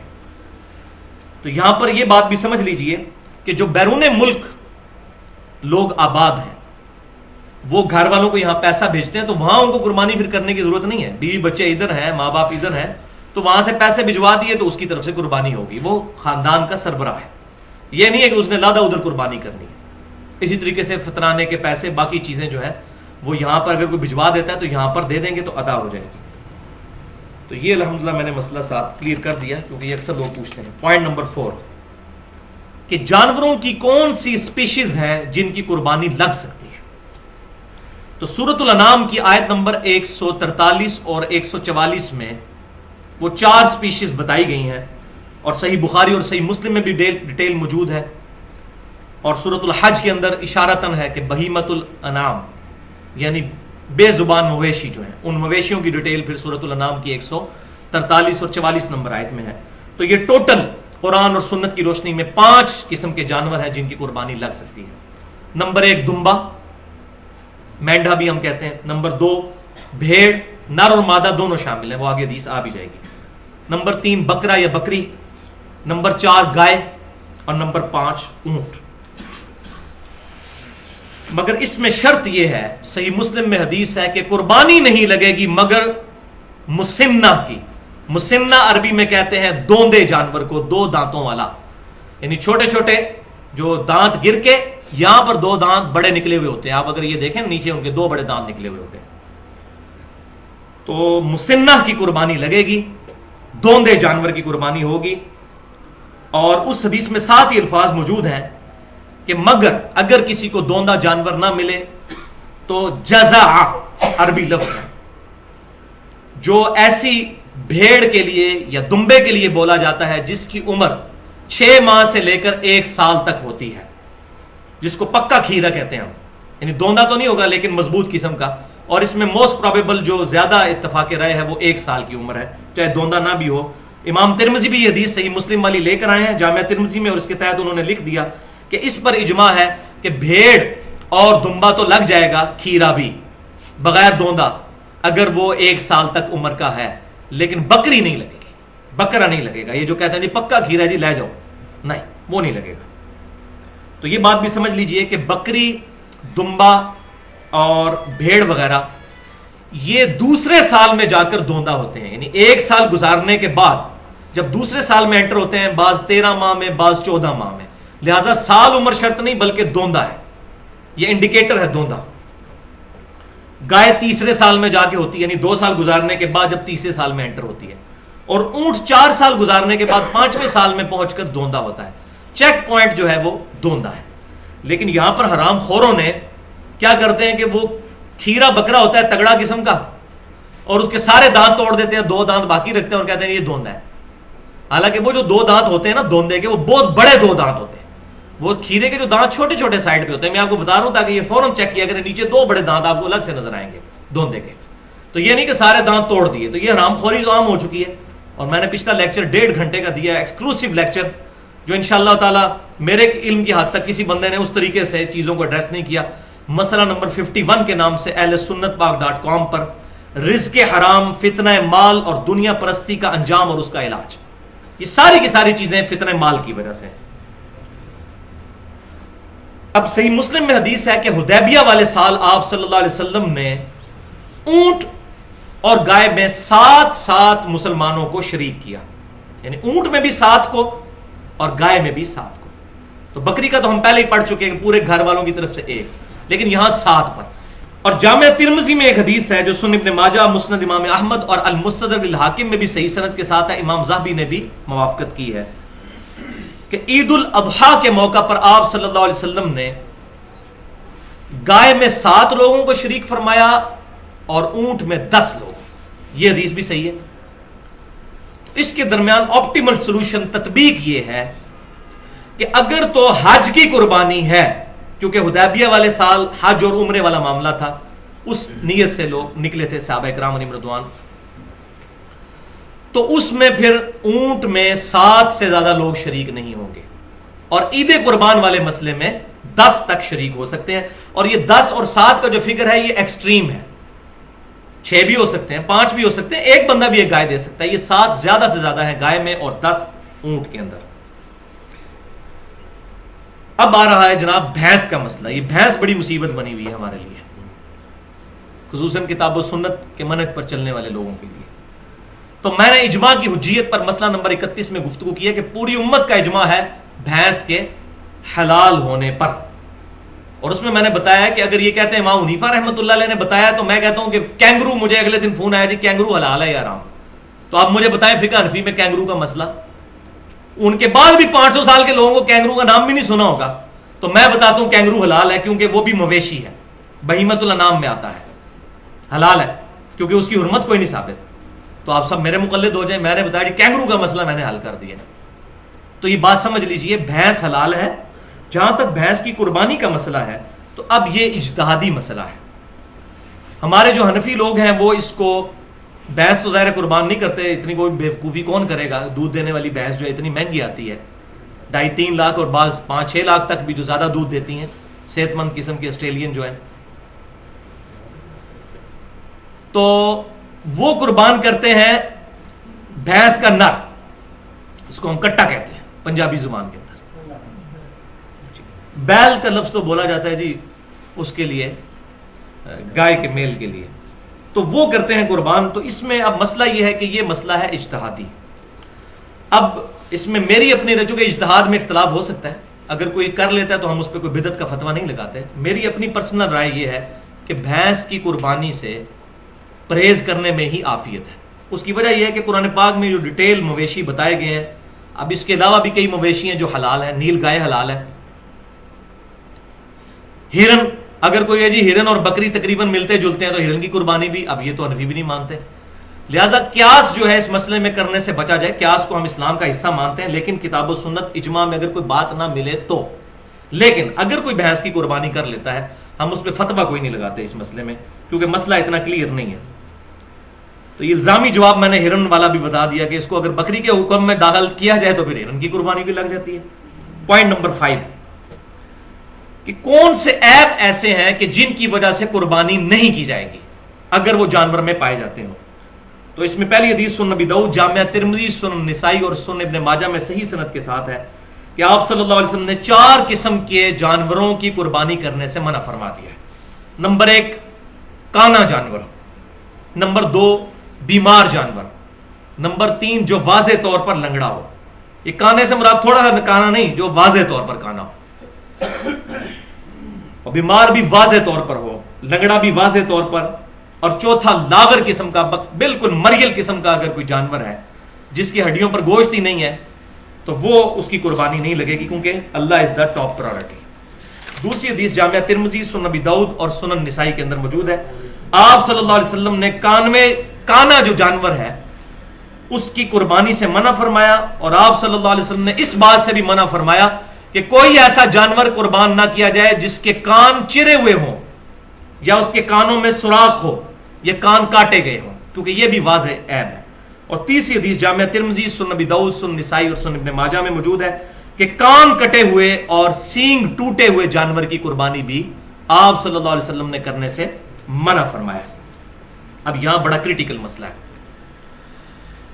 کہ آپ نے جانور لیا، اس وقت تو بیچارہ ٹھیک تھا، گھر پہنچے بیمار ہو گیا یا کوئی ایسا مسئلہ بن گیا کہ اس کی ٹانگ ٹوٹ گئی یا کوئی اس طرح کا ایشو بن گیا، تو اس کے بارے میں حدیثیں تو ملتی ہیں لیکن ان میں کوئی صحیح سند والی حدیث نہیں. البتہ ایک قول ایک صحابی کا صحیح سند کے ساتھ المصنف عبد الرزاق میں موجود ہے، عبداللہ بن زبیر رضی اللہ تعالی عنہما کا. وہ فرماتے ہیں انہوں نے ایک کانی اونٹنی دیکھی جس کی قربانی کے لیے لوگ جمع تھے، تو انہوں نے فرمایا کہ اگر اس اونٹنی میں یہ عیب جو ہے، اس کی آنکھ ضائع ہوئی تھی، ایک آنکھ، اگر یہ عیب خریدنے سے پہلے کا ہے تو اس کو قربان نہ کرو، اور اگر یہ خریدنے کے بعد پیدا ہوا ہے تو پھر قربانی کرنے میں حرج نہیں. لہذا اس اثر سے یہ بات بالکل کلیئر ہو گئی کہ اگر کسی جانور میں کوئی ایسا عیب پیدا ہو جائے جو خریدنے کے بعد ہے تو اس کی قربانی بالکل درست ہے، اور یہ عقل کے بھی قریب ہے الحمدللہ. پوائنٹ نمبر 6، کیا خصی جانور کی قربانی کرنا درست ہے؟ اب یہ بہت کریٹیکل مسئلہ ہے اور اس میں مجھے سب سے زیادہ سر کھپانا پڑا ہے اس ایشو میں، خصی جانور والے مسئلے میں. اور میرے لیے پریشانی کا باعث اس وقت یہ معاملہ بن گیا جب مجھے یہ بات پتہ چلی کہ ہمارے جو اہل تشیع بھائی ہیں وہ خصی جانور کی قربانی کو جائز نہیں سمجھتے، اور ہمارے اہل سنت میں سے بھی جماعت المسلمین والے جو ہیں وہ اس کی قربانی کو جائز نہیں سمجھتے. اب ان کے تکفیر والے معاملے الگ، بہرحال وہ ہم ان کو خارج تو نہیں کرتے اہل سنت سے. مولا علی رضی اللہ تعالیٰ عنہ، مولا سے مراد دلی جگری یار ہمارے، خوارج کے خلاف قتال بھی کیا، حالانکہ تکفیری تھے وہ، لیکن ان کے جنازے بھی خود پڑھائے، اور فرمایا کہ یہ مجھے کافر سمجھتے ہیں، میں ان کو کافر نہیں سمجھتا. تو سیکچولی ڈسیبل جو جانور ہے، خصی جانور، اس کی قربانی، تو بھائیو ایک اصولی بات تو سمجھ لیجئے، سورۃ النساء کے اندر یہ بات آئی، آیت نمبر 119، جس پر میں نے تقریباً 2 گھنٹے اپنی تفسیر کلاس میں گفتگو کی تھی. داڑھی کا مسئلہ بھی اور باقی ایشوز بھی اس میں نے بیان کیے تھے. بسم اللہ الرحمن الرحیم. شیطان جو ہے وہ کہتا ہے کہ میں کیا کیا حربے آزماؤں گا، ان میں سے ایک حربہ یہ تھا وَلَآمُرَنَّهُمْ فَلْيُبَتِّكُنَّ آذَانَ الْأَنْعَامِ، میں ضرور ان کو حکم دوں گا کہ یہ جانوروں کے کان چیریں گے. یعنی اللہ نے تو صحیح کان بنائے لیکن یہ کان چیریں گے، بتوں کے نام پر چھوڑیں گے، خلقت کو بگاڑیں گے. وَلَآمُرَنَّهُمْ، اور میں ضرور انہیں حکم دوں گا، شیطان نے کہا، فَلْيُغَيِّرُنَّ خَلْقَ اللَّهِ، تو پس ضرور یہ اللہ کی بنائی ہوئی تخلیق کو بدل دیں گے. تو جانور کو خصی کرنا بھی بیسیکلی اللہ کی بنائی ہوئی تخلیق کو بدلنا ہے، اس میں کوئی شک ہی نہیں ہے کہ نر کو آپ جو ہے وہ سیکچولی ڈسیبل کر رہے ہیں، اللہ کی تخلیق بدل رہے ہیں، اور ظاہر ہے وہ تکلیف دہ امر بھی ہوتا ہے. ایسا نہیں کہ جانور کو تکلیف نہیں ہوتی. مرد کوئی خصی ہو تو یہ ہے بھی سمجھا جائے گا، اور جانور کو آپ خود خصی کریں گے، سیکچولی اس کو ڈسیبل کر دیں گے تو یہ عیب ہی شمار ہوگا. اور اس بارے میں سیدنا انس بن مالک رضی اللہ تعالیٰ عنہ جو صحابی ہیں اور بڑے جید صحابی ہیں، آپ صلی اللہ علیہ وسلم کو 10 سال تک وضو کروایا، اور آپ صلی اللہ علیہ وسلم کی وفات کے بعد 82 سال تک زندہ رہے، 93 ہجری میں فوت ہوئے مدینہ شریف میں. صحیح سند کے ساتھ ان کا قول موجود ہے تفسیر تبری میں، جو پہلی اسلام کی تفسیر ہے قرآن پاک کی. ابن جریر تبری رحمۃ اللہ علیہ، المتوفا 310 ہجری، پہلے 300 سال کے بزرگوں میں آتے ہیں. اور یہ وہ بزرگ ہیں جو اہل سنت اور اہل تشیع دونوں ان کی بزرگی کے قائل ہیں. ایک اہل تشیع کے بھی امام تبری ہیں، وہ الگ ہے، یہ اہل سنت والے کو بھی وہ مانتے ہیں. تو انہوں نے صحیح سند کے ساتھ انس بن مالک کا قول نقل کیا ہے اسی آیت کے کانٹیکسٹ میں، کہ وہ کہتے ہیں کہ جانوروں کو خصی نہیں کرنا چاہیے. اس کے علاوہ بھی کئی تابعین کے اقوال مصنف ابن ابی شیبہ میں اور باقی سنن الکبریٰ البہقی میں موجود ہے کہ جانوروں کو خصی کرنا تابعین کے گروہ میں برا سمجھا گیا ہے، اور چند ایک تابعین اس کے جواز کے بھی قائل ہیں، وہ بھی اقوال ملتے ہیں، لیکن وہ اتنے واضح نہیں۔ قربانی کے حوالے سے کوئی قول نہیں ہے کہ قربانی کے لیے خصی جانور لگایا جائے، ویسے ہے کہ کبھی ضرورت پڑے تو خصی کرنا، اور بڑے گول مول الفاظ موجود ہیں، اور اس میں جو واضح الفاظ ہیں وہ بھی بڑی مشکل کے ساتھ ہی ہیں۔ سنن الکبریٰ البہقی میں امام بہقی رحمۃ اللہ علیہ نے لکھا ہے، کامنٹس دیے ہیں کہ کوئی بہت ضرورت پڑ جائے تو جانور کو خصی کرنا جائز ہے۔ اب وہ ضرورت نہیں انہوں نے بتائی کہ کون سی، قربانی کا ذکر کوئی نہیں کیا۔ اسی طریقے سے مسائل احمد میں بھی امام احمد بن حنبل رحمۃ اللہ علیہ کے جو فتاوی ہیں، احمد بن حنبل رحمۃ اللہ علیہ کہتے ہیں کہ انشاءاللہ میں امید کرتا ہوں کہ خصی جانور کی قربانی قبول ہو جائے گی۔ اب یعنی کہ وہ اس کو جسٹ جائز کے زمرے میں لے رہے ہیں، کوئی افضل نہیں جس طرح ہمارے یہاں موجود ہے کہ جی خصی جانور کی قربانی کرنا افضل ہے۔ اور وہ مسکنسیپشن آئی اس ضعیف روایت کی وجہ سے جو سنن نبی داؤد، سنن ابن ماجہ اور مسند امام احمد میں ہے کہ آپ صلی اللہ علیہ وسلم نے 2 خصی مینڈے قربان کیے۔ یہ پکی ضعیف روایت ہے، کیونکہ اس میں شریک بن عبداللہ القاضی جو ہیں وہ مدلس ہیں اور ان سے روایت کر رہے ہیں، اور صحیح مسلم کے مقدمے میں پیٹ رول ہے کہ مدلس کی ان والی روایت ہے جو ضعیف ہوتی ہے جب تک سما کی تصریح موجود نہ ہو۔ اور یہی وہ حکم ہے جو اس حدیث میں بھی ہے سنن نبی داؤد کی کہ آپ صلی اللہ علیہ وسلم سجدے میں جاتے وقت پہلے گھٹنے لگاتے تھے بعد میں ہاتھ۔ اس روایت کو بھی ضعیف اسی وجہ سے کہا جاتا ہے، اور ہم ہاتھ پہلے لگانے کے قائل ہیں کہ اس روایت میں یہ راوی مدلس ہے، تو اگر یہ صحیح ماننی ہے پھر وہ بھی صحیح ماننی پڑے گی۔ تو یہ 2 نمبر پالیسی نہیں ہونی چاہیے اس معاملے میں، ایک اصول رکھا جائے۔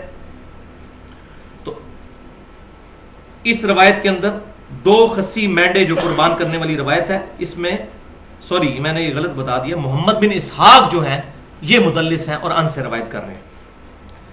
اچھا، اب اس میں کنکلوژن کیا ہے، آج ہم کس رزلٹ پر پہنچے؟ تو اس معاملے میں میرا پوائنٹ آف ویو یہ ہے کہ بہتر یہی ہے کہ خصی جانور کی قربانی سے اوائڈ کیا جائے۔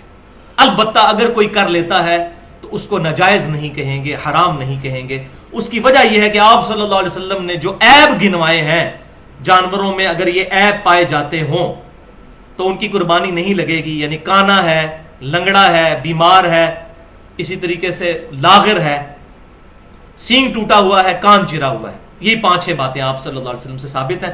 اس میں خصی ہونا بیان نہیں ہے، لہٰذا ہم خود سے شریعت سازی نہیں کر سکتے۔ خصی کرنا قربانی کے علاوہ بھی ویسے جو ہے یہ مذموم چیز ہے، تو لہٰذا اہل تشیع کا یہ جو سٹانس ہے اس میں ان کو نرمی کرنی چاہیے۔ البتہ اس معاملے میں ان کے ساتھ ہوں کہ خصی بکرا نہ کیا جائے تو یہی بہتر ہے، اسی میں عافیت ہے۔ پوائنٹ نمبر 7، قربانی کا وقت کب شروع ہوتا ہے؟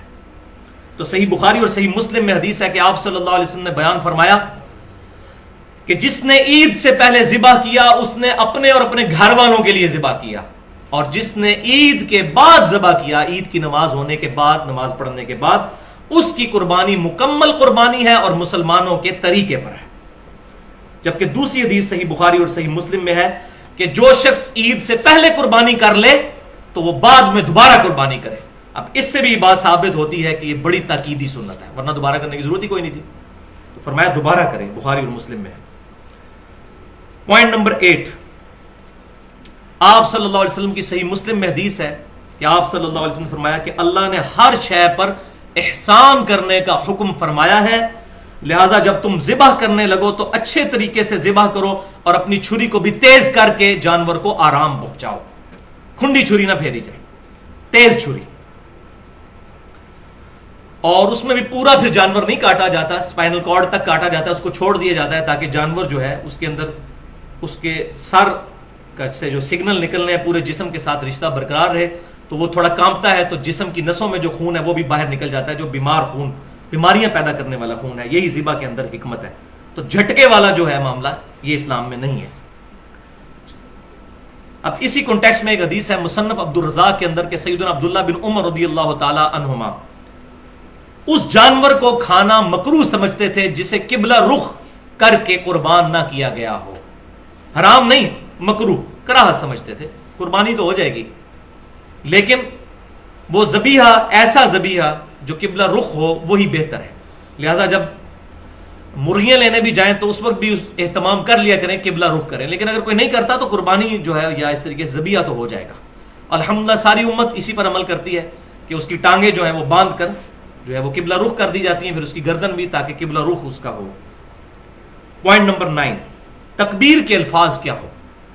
تو صحیح بخاری اور صحیح مسلم کی متفق علیہ حدیث ہے، آپ صلی اللہ علیہ وسلم نے 2 چتکبرے مینڈھے قربان کیے، اور آپ صلی اللہ علیہ وسلم نے ان کو زمین پر لٹا کر ان کے پہلوؤں پر اپنا پاؤں مبارک رکھا، پھر آپ صلی اللہ علیہ وسلم نے بسم اللہ اللہ اکبر پڑھ کر اپنے مبارک ہاتھوں سے ان کو قربان کیا۔ تو یہ تکبیر متفق علیہ ہے اہل سنت اور اہل تشیع کے ہاں، بسم اللہ واللہ اکبر، اللہ کے نام کے ساتھ اور اللہ کے لیے ہی تمام بڑائیاں ہیں۔ صحیح مسلم میں حدیث ہے کہ سیدہ عائشہ کہتی ہیں کہ آپ صلی اللہ علیہ وسلم نے چھری تیز کروائی، اور جب ذبح کا ارادہ کیا تو آپ صلی اللہ علیہ وسلم نے اللہ کے حضور دعا کی، بسم اللہ، اللہ کے نام کے ساتھ، اللہم تقبل من محمد صلی اللہ علیہ وسلم و آل محمد صلی اللہ علیہ وسلم، اے اللہ اسے قبول فرما محمد صلی اللہ علیہ وسلم کی طرف سے اور آل محمد صلی اللہ علیہ وسلم کی طرف سے، یعنی پورے گھر کی طرف سے، اور آپ صلی اللہ علیہ وسلم کی کم از کم 9 بیویاں تو تھی، پورے گھر والوں کی طرف سے آپ صلی اللہ علیہ وسلم نے ایک، اس میں الفاظ موجود ہے، سینگوں والا چتکبرا مینڈا قربان کیا، اور ساتھ ہی حضرت عائشہ نے بتایا چتکبرے سے مراد یہ ہے کہ اس کی پیٹ، آنکھیں اور ٹانگوں پر کالے نشانات تھے، جس کو ہم کہتے ہیں کالا چٹا، چتکبرا مینڈا قربان کیا، اور پھر فرمایا اللہم تقبل من محمد و آل محمد و من امت محمد صلی اللہ علیہ وسلم، اور ساتھ فرمایا امت محمد صلی اللہ علیہ وسلم کی طرف سے بھی اللہ قبول فرما۔ یہ صحیح مسلم کے الفاظ ہیں۔ لہذا یہاں پر جو آپ صلی اللہ علیہ وسلم نے پوری امت کا ذکر کیا تو یہ آپ صلی اللہ علیہ وسلم کی خصوصیت ہے، کیونکہ آپ صلی اللہ علیہ وسلم پوری امت کے روحانی باپ ہیں۔ النبی اولا بالمؤمنین من انفسہم، نبی صلی اللہ علیہ وسلم مومنین کی جانوں سے بھی زیادہ ان پر حق رکھتے ہیں، اور آپ صلی اللہ علیہ وسلم کی بیویاں امت کی مائیں ہیں، تو اگر وہ امت کی مائیں ہیں تو آپ صلی اللہ علیہ وسلم امت کے روحانی باپ ہیں۔ سورۃ الاحزاب کی آیت ہے، اس کے تحت اب کوئی شخص یہ نہیں یہ دعا پڑھ سکتا کہ پوری امت کی طرف سے قبول فرما، ورنہ تو باقیوں کی طرف سے قربانی گئی نا، تو یہ آپ صلی اللہ علیہ وسلم کی خاصیت ہے۔ اسی کانٹیکسٹ میں اگلا پوائنٹ نمبر 10 ہے، یہ روایت ہے جس کی وجہ سے تھوڑا ایشو آج کل چل نکلا ہے، وہ جامعہ ترمذی اور سنن نبی داؤد میں ہے، اور یہ ضعیف روایت ہے، اور یہ وہ روایت ہے جس میں وہ سکم ہے جو میں پہلے بیان کر چکا، کہ سیدنا علی رضی اللہ تعالیٰ عنہ کہتے ہیں کہ آپ صلی اللہ علیہ وسلم نے مجھے وصیت فرمائی تھی کہ میں ہر سال ایک مینڈا آپ صلی اللہ علیہ وسلم کی طرف سے قربان کروں، تو 2 مینڈے سیدنا علی رضی اللہ تعالیٰ عنہ دیا کرتے تھے، ایک اپنی طرف سے اور ایک آپ صلی اللہ علیہ وسلم کی طرف سے، آپ صلی اللہ علیہ وسلم کی وفات کے بعد۔ تو اس حدیث میں وہی شریک بن عبداللہ القاضی جو ہیں وہ مدلس راوی ہیں اور ان سے روایت کر رہے ہیں، اور مدلس کی ان والی روایت ضعیف ہوتی ہے جب تک سما کی تصریح نہ ہو۔ صحیح مسلم کے مقدمے میں یہ پیٹ رول ہے، اور یہی رول ہے جس کی وجہ سے وہ خطرناک روایت بھی ضعیف ثابت ہوتی ہے جو مسند امام احمد میں ہے، اور الادب المفرد امام بخاری کی اس میں بھی موجود ہے، اور مشکات المصابیح میں بھی انٹرنیشنل نمبرنگ کے مطابق 4902 نمبر حدیث ہے۔ اب یہ حدیث میں اس لیے کہہ رہا ہوں کہ وہ روایت درج ہے لیکن یہ ضعیف ہے، کہ آپ صلی اللہ علیہ وسلم نے فرمایا جو شخص اپنے جاہلی نسب پر فخر کرے تو اس کو کہو کہ اپنے باپ کا عضو تناسل کاٹ کے اپنے منہ میں رکھ لو، اور یہ بات کنائے سے نہ کرو، ڈائریکٹ کرو، ولیعوذ باللہ۔ آپ صلی اللہ علیہ وسلم کبھی یہ بات نہیں فرما سکتے۔ وَإِنَّكَ لَعَلَىٰ خُلُقٍ عَظِيمٍ، اور بخاری مسلم کی متفق علیہ حدیث ہے، آپ صلی اللہ علیہ وسلم میں کنواری لڑکیوں سے زیادہ شرم و حیا تھی، یہ ہو ہی نہیں سکتا۔ تو اس روایت میں حسن بصری مدلس ہیں اور ان سے روایت کر رہے ہیں، اگر یہ کسی نے صحیح ماننی ہے پھر وہ بھی صحیح مانے گا، تو یہ روایت بالکل ضعیف ہے۔ اور امام ترمذی رحمۃ اللہ علیہ بھی اس روایت کے تحت 1495 نمبر روایت کے تحت ایک مسئلہ بھی انہوں نے سالو کیا ہے، کہ عبداللہ بن مبارک رضی اللہ تعالیٰ عنہ کا قول ہے رحمۃ اللہ علیہ، جو تبع تابعین میں سے ہیں، المتوفى 181 ہجری، امام حنیفہ رحمۃ اللہ علیہ کے شاگردوں میں سے ہیں، وہ کہتے ہیں کہ میت کی طرف سے قربانی کرنا درست نہیں ہے اس حدیث کے کانٹیکسٹ میں، یعنی انہوں نے اگر اس حدیث کو لیا بھی تو نبی صلی اللہ علیہ وسلم کے ساتھ خصوصیت کے طور پہ، کہ آپ صلی اللہ علیہ وسلم کی طرف سے چلو قربانی کر دی، کسی کو اگر ذوق کلیئر نہیں اس حدیث کا، کوئی بدعت کا فتویٰ نہیں، آج بھی کوئی کر لیتا ہے جس کو یہ بات پتہ نہیں ہے، ہاں پتہ چل جائے پھر بچنے میں عافیت ہے، بدعت کا فتویٰ ہم پھر بھی نہیں لگاتے۔ تو عبداللہ بن مبارک کہتے ہیں کہ میت کی طرف سے قربانی نہ کی جائے، البتہ میت کی طرف سے جو جانور ذبح کیا جائے گا وہ صدقہ پھر ہوگا. اور پھر فرمایا کہ اس سارے کو ہی قربان جو کیا ہوا جانور ہے سارے کو ہی پھر صدقہ کرنا ہوگا, اپنے پاس نہیں رکھ سکتے کیونکہ یہ صدقے کا گوشت ہے. اور اس میں یہ بات یاد رکھیے, یہ بکرا بھی پھر الگ سے کرنا ہوگا. گائے میں حصہ ڈال دیا اگر 7 میں سے ایک حصہ کسی اور کے لیے جو فوت شدہ ہے کہ میرے امی ابو کی طرف سے یا فلاں کی طرف سے, تو ساروں کی قربانی خطرے میں پڑ گئی. اور یہ بات سمجھ لیجئے, صحیح مسلم کی حدیث کے تحت میت کو 3 اعمال کا ثواب پہنچتا ہے. ان میں سے ایک عمل یہ بھی ہے کہ نیک اولاد کے اعمال کا ثواب بھی پہنچتا ہے, ان کی دعاؤں کا ثواب پہنچتا ہے. دوسرا, علم کی بات جو اس نے اپنی زندگی میں کی وہ ملنا بھی چاہیے. اور تیسرا, صدقہ جاریہ جو اپنی زندگی میں کوئی اچھا کام کیا. لیکن یہ جو بات ہے تو آٹومیٹکلی اگر ہم قربانی کرتے ہیں, ہمارے ماں باپ زندہ ہیں یا فوت ہو چکے, ان تک ثواب پہنچے گا. اور پوری امت کی قربانی کا ثواب آپ صلی اللہ علیہ وسلم تک بھی پہنچے گا, کیونکہ آپ صلی اللہ علیہ وسلم ذریعہ ہدایت بنے ہمارے لیے. اس میں کوئی شک ہی نہیں ہے.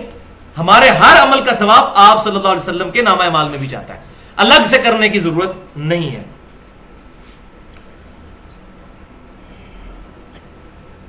اب جناب کریٹیکل مسئلہ ایک اور آ رہا ہے, پوائنٹ نمبر 11. کیا قربانی میں عقیقہ والا معاملہ بھی شامل کیا جا سکتا ہے یا نہیں؟ کیونکہ اکثر ہمارے معاشرے میں ہو رہا ہے کہ وہ 6 حصے رکھے ہوتے ہیں گائے کے اور 7واں رکھ دیتے ہیں قربانی کے ساتھ 7واں عقیقے کا بھی. لڑکی ہو تو 1 رکھ دیا, لڑکا ہوا تو 2. حالانکہ دنیا کی کسی حدیث کی کتاب میں ضعیف سند کے ساتھ بھی کوئی ایسی روایت موجود نہیں ہے کہ یہ معاملہ کیا جائے گا عقیقے میں. عقیقے میں تو پوری جان دینی ہے. اب عقیقے کا مسئلہ بھی سن لیجئے. صحیح بخاری میں حدیث ہے, آپ صلی اللہ علیہ وسلم نے فرمایا لڑکے کے پیدا ہونے پر عقیقہ ہے, اس کی طرف سے خون بہاؤ. یعنی پورا جانور, لڑکے کے بدلے ایک جانور قربان کرنا ہے. اور وہ میں اپنی طرف سے نہیں کہہ رہا, جامعہ ترمذی, سنن ابی داؤد اور سنن نسائی میں صحیح سند کے ساتھ ہے. آپ صلی اللہ علیہ وسلم نے فرمایا بچہ اپنے عقیقے کے عوض گروی ہوتا ہے, 7ویں دن اس کا عقیقہ کرو. گروی کیا ہے؟ پوری جان دینی, جان کے بدلے جان. اس کا عقیقہ کرو 7ویں دن, اس کا نام رکھو اور اس کا سر مڈاؤ. یہ 3 کام کرو. اور تیسری حدیث جامعہ ترمذی, سنن ابی داؤد اور سنن نسائی میں موجود ہے. آپ صلی اللہ علیہ وسلم نے فرمایا لڑکے کی طرف سے 2 بکریاں یا بکرے اور لڑکی کی طرف سے 1 کرو. اور جامعہ ترمذی میں ڈیٹیل ساتھ موجود ہے کہ آپ صلی اللہ علیہ وسلم نے فرمایا کہ اس میں نر اور مادہ میں کوئی مسئلہ نہیں, نر بھی کر سکتے ہو اور مادہ بھی. ہمارے اہل تشیع بھائی جو ہیں وہ عقیقے اور قربانی میں صرف نر کے قائل ہیں, لیکن یہ حدیث ہمارے پاس موجود ہے کہ نر اور مادہ دونوں کی قربانی لگ سکتی ہے. البتہ نر کا ہونا زیادہ بہتر ہوگا, کیونکہ سیدنا اسماعیل علیہ السلام کے لیے مینڈا ہی اتارا گیا تھا آسمان سے. تو یہ عقیقے والا مسئلہ میں نے کلیئر کیا. تو سنن الکبریٰ البہیقی میں صحیح سند کے ساتھ موجود ہے کہ آپ صلی اللہ علیہ وسلم نے اعلان نبوت کے بعد اپنا عقیقہ کیا. اس سے یہ بات ثابت ہوئی کہ اگر کسی شخص کو زندگی میں عقیقہ کرنے کی استطاعت نہیں ملی, اس کے ماں باپ کو نہیں تھی, بعد میں اس کو مل گئی, تو اب وہ اپنا عقیقہ خود کر سکتا ہے بڑی عمر میں بھی پہنچ کر. لیکن جان بوجھ کر لیٹ کرنا, جی منڈے دا چاچا آ رہا ہے تو منڈے دا تایا پہ آندا ہے باہروں, تو عید تو بات کریں گے, فلانے تو بات کریں گے, یہ بات نہیں. ورنہ وہ اس کے بعد تو عام صدقہ ہوگا. 7ویں دن ہی عقیقہ کرنا ہے. یعنی بچہ اگر سوموار کو پیدا ہوا تو عقیقہ اتوار کو ہوگا, بچہ اگر اتوار کو پیدا ہوا تو عقیقہ ہوگا ہفتے والے دن, 7ویں دن. اور رات میں اگر بچہ پیدا ہوا ہے تو وہ اسلامی دن جو ہے وہ مغرب سے شروع ہو جاتا ہے, اس کا بھی اعتبار کرنا ہوگا. ہاں جی, اب آ رہا ہے جناب کڑوا مسئلہ, پوائنٹ نمبر 12. نسبت تو اس کی بڑی اچھی آئی ہے 12 کی, لیکن مسئلہ بڑا کریٹیکل ہے, اور وہ ہے کہ قربانی کے دن کتنے ہیں. تو پہلی بات یہ سمجھ لیجئے کہ عید کے دن 2 ہیں. عید الفطر 1 شوال کو, اور عید الاضحیٰ یعنی قربانی والی عید 10 ذوالحجہ کو. عید کے دن 2 ہیں. یہ بڑی عید کے 3 دن نہیں ہوتے, عید کے 2 ہی دن ہوتے ہیں, ایک چھوٹی عید اور بڑی عید. اور یہ میں اپنی طرف سے نہیں کہہ رہا, سنن ابی داؤد میں, سنن نسائی میں اور المستدرک للحاکم میں صحیح سند کے ساتھ حدیث ہے, اور امام ذہبی نے بھی اس روایت کی موافقت کی ہے کہ آپ صلی اللہ علیہ وسلم جب مدینہ شریف تشریف لائے تو انصار میں 2 دن ایسے تھے وہ منایا کرتے تھے خوشی کے طور پر. تو آپ صلی اللہ علیہ وسلم نے فرمایا اللہ تعالیٰ نے تمہیں ان 2 دنوں کے بدلے میں 2 عید کے دن عطا فرمائے ہیں، ایک عید الاضحیٰ کا دن اور دوسرا عید الفطر کا دن. تو 2 دن، یعنی 2 دن ہیں، عید کے 2 دن ہیں. اور صحیح بخاری اور مسلم کی متفق علیہ حدیث ہے کہ 2 دن ایسے ہیں جن میں روزہ نہیں ہے، روزہ رکھنا منع ہے. دوسری روایت میں یہ ہے، ایک عید الفطر کا دن اور دوسرا عید الاضحیٰ کا دن. تو یہ تمام چیزیں بتا رہی ہیں کہ عید کے دن 2 ہیں. ہاں یوم النحر وہ زیادہ ہیں. ہاں صحیح مسلم میں ایک حدیث ہے کہ تمام ایام تشریق جو ہیں، ایام تشریق کون کون سے؟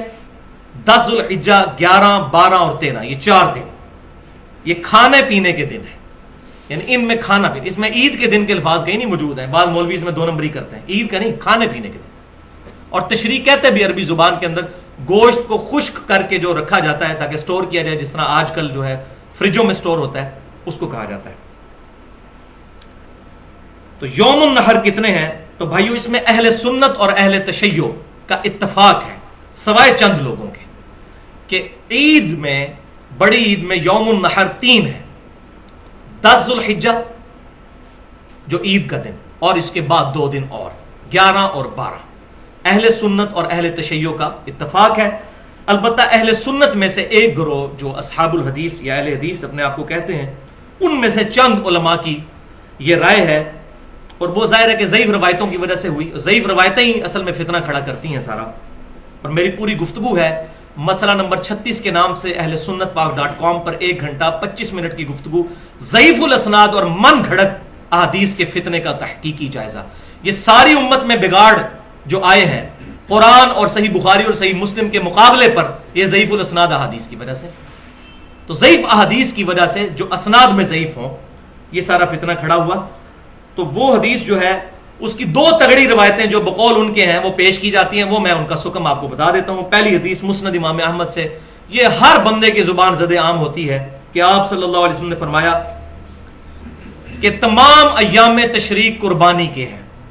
تو بھائیو یہ حدیث پکی ضعیف ہے، منقطع روایت ہے. اور صحیح مسلم کے مقدمے میں ہے کہ تابعی کی مرسل کوئی شے نہیں ہے جب تک وہ صحابی سے بیان نہ کرتے. تو اس حدیث میں سکم یہ ہے کہ عبد الرحمن بن ابی حسین رحمت اللہ علیہ، ان کی تابعی، یہ جو تابعی ہیں، ان کی ملاقات جبیر بن مطعم رضی اللہ تعالیٰ عنہ صحابی سے ثابت نہیں. اور ظلم کی انتہا یہ ہے کہ دارالسلام نے جو کتاب چھاپی ہے حافظ صلاح الدین یوسف صاحب کی، انہوں نے یہ روایت لکھی اور ساتھ لکھ بھی دیا کہ محدثین کی نظر میں یہ روایت منقطع ہے. پھر آگے کہتے ہیں لیکن بعض کہتے ہیں ٹھیک ہے لہذا کر لینی چاہیے. یعنی اتنی شک والی چیز یہ کر لینی چاہیے. پھر تو بھائیو 24 حدیثیں تو میں بھی پیش کرتا ہوں نبی صلی اللہ علیہ وسلم کے بارے میں کہ بغیر رفع دین کے آپ نے نماز پڑھی. تو روایتیں تو ادھر بھی بہت ہیں، پر اصول محدثین پر ثابت تو ہونا پہلے. تو ضعیف الاسناد احادیث کا یہ سارا فتنہ ہے.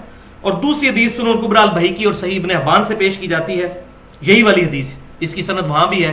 اور اس کے علاوہ جتنی پیش کی جاتی ہیں ساروں میں یہی حکم ہے کہ وہاں پر کیا ہے، عبد الرحمن بن یہ میں نے جو پہلی بتائی نا، اس میں سلیمان بن موسیٰ کی ملاقات جبیر بن مطعم سے ثابت نہیں. اور یہ جو دوسری روایت ہے اس کی 2-3 اسناد میں عبد الرحمن بن ابی حسین اور عمر بن دینار تابعی، ان دونوں کی ملاقات جبیر بن مطعم رضی اللہ تعالیٰ عنہ سے ثابت نہیں ہے. لہذا منقطع روایت ہے، اور منقطع روایت کا ہونا اور نہ ہونا برابر ہے. لہذا یہ مسئلہ کلیئر کیا. تو لہذا کوئی مرفوع حدیث موجود نہیں ہے، نہ اس ٹاپک پر کہ قربانی کے کتنے دن ہیں، نہ 3 پر ہے اور نہ 4 پر مرفوع جو آپ صلی اللہ علیہ وسلم سے ثابت ہو. البتہ اس کے برعکس ہمیں صحیح الاسناد آثار ملتے ہیں، اور وہ پہلا الموطا امام مالک میں اور سنن الکبریٰ البیہقی کے اندر صحیح سند کے ساتھ عبداللہ بن عمر رضی اللہ تعالیٰ عنہ کا قول ہے، اور گولڈن چین کے ساتھ. امام مالک نے نافع سے سنا، نافع نے عبداللہ بن عمر سے، گولڈن چین. اسی سند پر بخاری اور مسلم میں رفع الیدین کی حدیث ہیں. گولڈن چین سب سے بیسٹ سند کہ عبداللہ بن عمر کہتے ہیں کہ قربانی عید والے دن کے بعد 2 دن ہے، یعنی ٹوٹل 3 دن.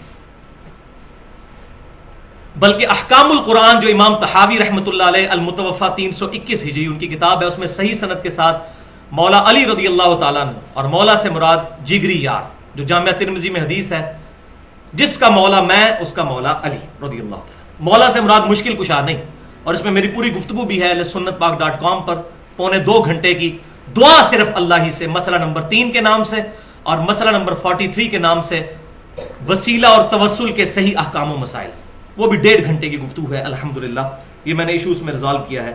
تو اسی بک میں ہے کہ سیدنا علی رضی اللہ تعالیٰ عنہ کا قول ہے صحیح سند کے ساتھ کہ قربانی کے کل 3 ہی دن ہیں، 10، 11 اور 12۔ اور اسی کتاب میں عبداللہ بن عباس رضی اللہ تعالیٰ عنہما کا بھی قول ہے صحیح سند کے ساتھ کہ قربانی کے دن عید کے بعد 2 ہیں، لیکن افضل دن پہلے دن ہی قربانی کرنا ہے۔ یہ مسئلہ بھی کلیئر ہو گیا۔ لہذا یہ 4 دن جو اونٹ کھڑا رکھتے ہیں اور پھر قربان کر رہے ہوتے ہیں، یہ ہم مردہ سنت زندہ کر رہے ہیں۔ تو یہ عبداللہ بن عباس کہہ رہے ہیں پہلا دن افضل ہے، یہ کوئی مردہ سنت زندہ نہیں ہے، پہلے سنت تو ثابت ہو صحیح سند کے ساتھ۔ تو مردہ سنتیں جو بخاری اور مسلم سے ثابت ہیں اس کو زندہ کرنے کے لیے کوئی تیار ہی نہیں، وہ میں بتا دیتا ہوں اگر اس کے لیے کوئی تیار ہو جائے۔ بخاری اور مسلم کی متفق علیہ حدیث ہے، آپ صلی اللہ علیہ وسلم نے فتح مکہ کے موقع پر کالی پگڑی پہنی ہوئی تھی اور اس کے 2 شملے چھوڑے ہوئے تھے دائیں اور بائیں کندھے پر۔ اس مردہ سنت کو بھی زندہ کریں نا، سارے لوگ پگڑیاں باندھیں۔ المستدرک للحاکم میں صحیح سند کے ساتھ ہے، سعد بن ابی وقاص کہتے ہیں میں نے سفید کلر کی پگڑی باندھی ہوئی تھی اور شملہ نہیں چھوڑا تھا، تو آپ صلی اللہ علیہ وسلم نے اپنے مبارک ہاتھوں سے وہ پگڑی کھول کر دوبارہ مجھے باندھی اور 1 چپے کے برابر جو ہے وہ شملہ چھوڑا اور فرمایا سعد اس طرح پگڑی باندھا کرو، خوبصورت لگتی۔ تو اس مردہ سنت کو بھی کوئی زندہ کرے نا۔ اچھا، اب ایک اور نئی آج ہی مجھے سننے کو ایک بات ملی کہ جی حاجی جو ہے وہ منا میں ہوتے ہیں، تو منا میں تو قرآن پاک میں سورۃ البقرہ کی آیت نمبر 203 میں آیا ہے کہ منا میں تو آپ 3 دن مزید رہ سکتے ہیں، 2 دن کے بعد بھی لوٹ سکتے ہیں، یعنی 10 کے بعد 11 اور 12۔ عموماً تمام حاجی 12 تک آ جاتے ہیں، لیکن اس میں اجازت ہے قرآن پاک میں سورۃ البقرہ آیت نمبر 203 میں کہ کوئی تیسرے دن بھی رہنا چاہے تو رہ سکتا ہے۔ تو کہتے ہیں چونکہ وہ منا میں 3 دن رہا جا سکتا ہے، لہذا قربانی بھی 3 دن ہو سکتی ہے۔ بھائیو یہ مسئلہ کہاں سے نکال لیا؟ ان بچاروں نے شاید حج کیا ہی نہیں ہوا، ان کو حج کی بنیاد ہی نہیں پتا کہ حج میں پہلے دن جب کنکریاں مارنی ہوتی ہیں منا میں، اس کے بعد قربانی کر کے پھر سر کے بال منڈانے ہوتے ہیں اور پھر طواف زیارت کرنا ہوتا ہے عام کپڑوں میں غسل کرنے کے بعد۔ اگر کسی بندے نے پہلے دن قربانی نہیں کی ہے، چلیں ٹھیک ہے، پہلی کنکریاں تو اس نے مار لی، اگلے دن کی جو کنکریاں وہ تو اس وقت تک مار ہی نہیں سکتا جب تک وہ درمیان والا کام نہیں کرے گا، یعنی قربانی اور سر منڈانا اور طواف زیارت۔ تو دوسرے دن کی کنکریاں وہ کیسے مارے گا؟ اگر دوسرے دن بھی، تو حاجی تو دوسرے دن بھی قربانی نہیں کر سکتا، حاجی نے تو قربانی پہلے دن کرنی ہوتی ہے۔ تو یہ بالکل فراڈ بچایا ہوا ہے، پتہ نہیں کہاں سے یہ باتیں لکھ لی ہیں۔ تو ایسی کوئی بات نہیں ہے، الحمدللہ میں نے بتا دیا، اہل سنت اور اہل تشیع میں اتفاق ہے، سوائے امام شافعی رحمۃ اللہ علیہ اور چند لوگوں کا کہ وہ چوتھے دن کی قائل ہیں اور ضعیف روایتوں کی وجہ سے، اور اس میں کوئی ایسا مسئلہ نہیں، ہم ان پہ کوئی بدعت کا فتویٰ نہیں لگاتے، لیکن جس کو بات پتہ چل جائے۔ اور میں اسی لیے بھائیوں، یہ بات شاید کسی کو بری بھی لگے لیکن میں اپنے دل کی بات سامنے رکھوں، میں اہل سنت میں سے اور اہل تشیع میں سے بھی سب سے زیادہ محبت اہل حدیث کے ساتھ کرتا ہوں۔ اس کی وجہ یہ ہے کہ یہی ایک مکتبہ فکر ہے جن کے سامنے جب صحیح الاسناد احادیث رکھی جاتی ہیں تو ان کو اپنا کوئی بزرگ یاد نہیں آتا، وہ کہتے ہیں بھئی حدیث صحیح ثابت ہوگی، یہی ہمارا مذہب ہے، اور اگر ہم کسی حدیث پر عمل کر رہے تھے اور وہ ضعیف تھی ہم چھوڑ دیں گے۔ کتنے عرصے سے عمل کر رہے تھے کہ وطروں میں رکوع سے بعد دعا پڑھا کرتے تھے ہاتھ اٹھا کے، جب ثابت ہو گیا کہ نہیں ہے تو دارالاسلام جو اہل حدیث کا سب سے بڑا مکتبہ ہے، انہوں نے اس کتاب میں لکھ دیا کہ رکوع کے بعد ثابت نہیں ہے، رکوع سے پہلے ہی قنوت وطر کرنا ہے، رکوع کے بعد قنوت نازلہ ہے۔ صحیح بخاری میں بھی موجود ہے کہ اس شخص نے جھوٹ کہا جس نے کہا کہ اللہ کے نبی صلی اللہ علیہ وسلم رکوع کے بعد دعائے قنوت پڑھتے تھے، وہ تو آپ نے 1 مہینہ پڑھی قنوت نازلہ میں، ورنہ پہلے ہی پڑھا کرتے تھے۔ انہوں نے رجوع کیا، ایون ہمارے اسلام آباد میں دارالاسلام مسجد اہل حدیث کی پچھلے سال انہوں نے باقاعدہ بروشر تقسیم کیا، حالانکہ وہاں چوتھے دن قربانی بھی ہوتی تھی، ریٹن فارم میں انہوں نے رجوع کیا کہ بھئی قربانی کے 3 ہی دن ہیں۔ اور میں ان تمام چیزوں کا کریڈٹ جو ہے ایک پرسنالٹی کو دیتا ہوں جو میں سمجھتا ہوں، جو میں نے پہلے بھی کہا، چاہے یزید والا مسئلہ ہو چاہے یہ مسئلہ ہو، اہل حدیث کا قبلہ ایک دفعہ درست کر دیا، وہ حافظ شیخ زبیر علی زئی صاحب حافظہ اللہ ہے، اللہ تعالیٰ ان کے علم اور عمل میں برکت عطا فرمائے۔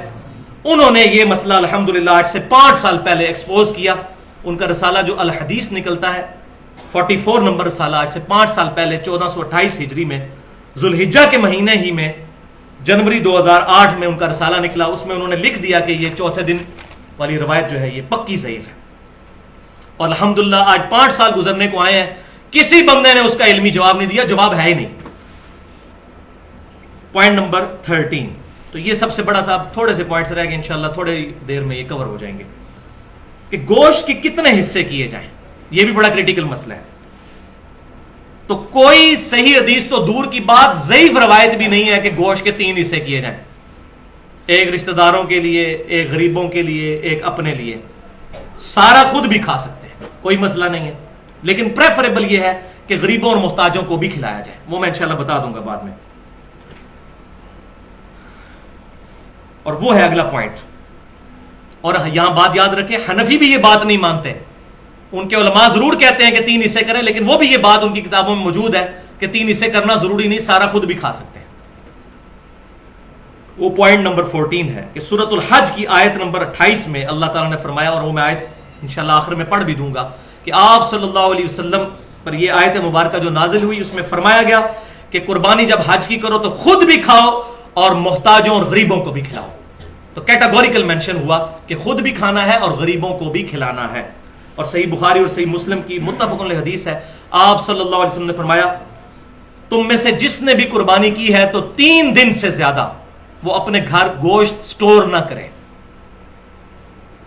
پھر اگلے سال آپ صلی اللہ علیہ وسلم سے صحابہ نے پوچھا، یا رسول اللہ آپ نے پچھلی دفعہ تو کہا تھا 3 دن سے زیادہ گوشت نہیں رکھنا، تو اس سال بھی ہم یہی کریں؟ تو آپ صلی اللہ علیہ وسلم فرمایا، نہیں، پچھلے سال میں نے اس لیے کہا تھا کہ قحط کا زمانہ تھا اور میں نہیں چاہتا تھا تم سارا گوشت جو ہے وہ اپنے پاس رکھو، اپنے غریب بھائیوں کو بھی کھلاؤ، اس لیے میں نے تم پر یہ پابندی لگائی تھی کہ 3 دن سے زیادہ گوشت سٹور نہیں کرنا اور سارا صدقہ اور خیرات کر دینا ہے. اب گوشت خود بھی کھاؤ، غریبوں کو بھی کھلاؤ اور ذخیرہ بھی کر لو.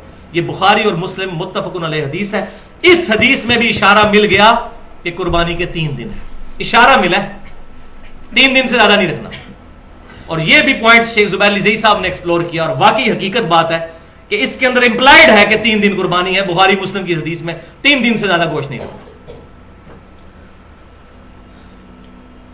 پوائنٹ نمبر 15 نمبر، کیا قربانی کے گوشت تک روزہ رکھا جائے گا؟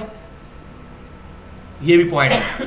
اکثر لوگوں میں یہ مشہور ہے کہ جی وہ گوشت پکے گا پھر آپ نے روزہ کھولنا ہے. دیکھیں اندازہ کریں، حالانکہ میں پہلے بھی بتا چکا کہ بخاری اور مسلم کی متفق علیہ حدیث ہے کہ 2 دن تو روزہ ہے ہی نہیں ہے، عید الفطر اور عید الاضحیٰ. اور صحیح مسلم ہے کہ یوم تشریق بھی کھانے پینے کے دن ہے، ان میں بھی روزے سے اوائڈ کرنا چاہیے. کھانے پینے کے دن یہ پتہ نہیں مسئلہ کہاں سے نکالا. البتہ ایک بات ضرور ہے، وہ جامعہ ترمذی میں ہے صحیح سند کے ساتھ کہ آپ صلی اللہ علیہ وسلم نے فرمایا کہ جو عید الفطر کے لیے آپ صلی اللہ علیہ وسلم جب جایا کرتے تھے تو آپ صلی اللہ علیہ وسلم گھر سے کچھ کھا کر جایا کرتے تھے چھوٹی عید کے لیے، اور بڑی عید کے لیے جب آپ صلی اللہ علیہ وسلم جایا کرتے تو بغیر کھائے پیے جایا کرتے اور واپسی پر آ کر کھایا کرتے. اس میں یہ موجود نہیں کہ وہ گوشت پکا کے کھاتے تھے، بس یہ کہ واپسی پر آ کر کھاتے تھے، یعنی جاتے وقت کچھ نہیں کھانا. البتہ یہ ضرور ہے کہ اگر جلدی قربانی ہو جاتی ہے بالکل ارلی ان دا مارننگ تو سب سے بہتر یہ ہے کہ آپ اسی گوشت کے ساتھ ناشتہ کریں. لیکن وہ قربانی ہونی ہے 2 دن، دوسرے دن اگر آپ کو ٹائم دیا ہوا ہے کسی مدرسے والے تو 2 دن کا روزہ رکھیں گے تو یہ عقلی طور پہ ہی غلط ہے بات. دیکھیں نا، عقل میں نہیں بات بیٹھتی. یہ ہو گیا وہ الزامی جواب جس کو پنجابی میں پھکی کہتے ہیں.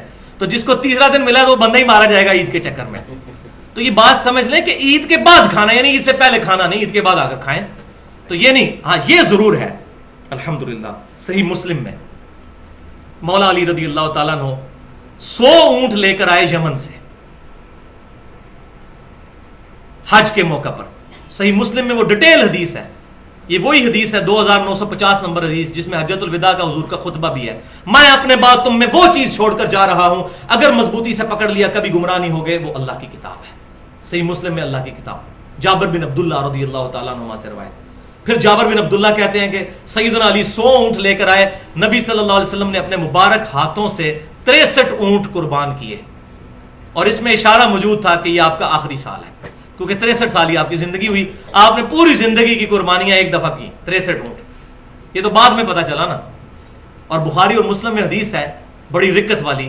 صحابہ کہتے ہیں حضور ہم میں موجود تھے اور ہم کہا کرتے تھے یہ حجۃ الوداع ہے، یہ واو پہ زبر ہے، ودا نہیں لفظ ہوتا حجۃ الوداع، لیکن ہمیں اس وقت نہیں پتا تھا ہم اسے حجۃ الوداع کیوں کہتے ہیں، حالانکہ الوداع ہی تھا، تو بعد میں پتا چلا یہ حجۃ الوداع کیوں ہے، آپ صلی اللہ علیہ وسلم کا وہ آخری سال تھا۔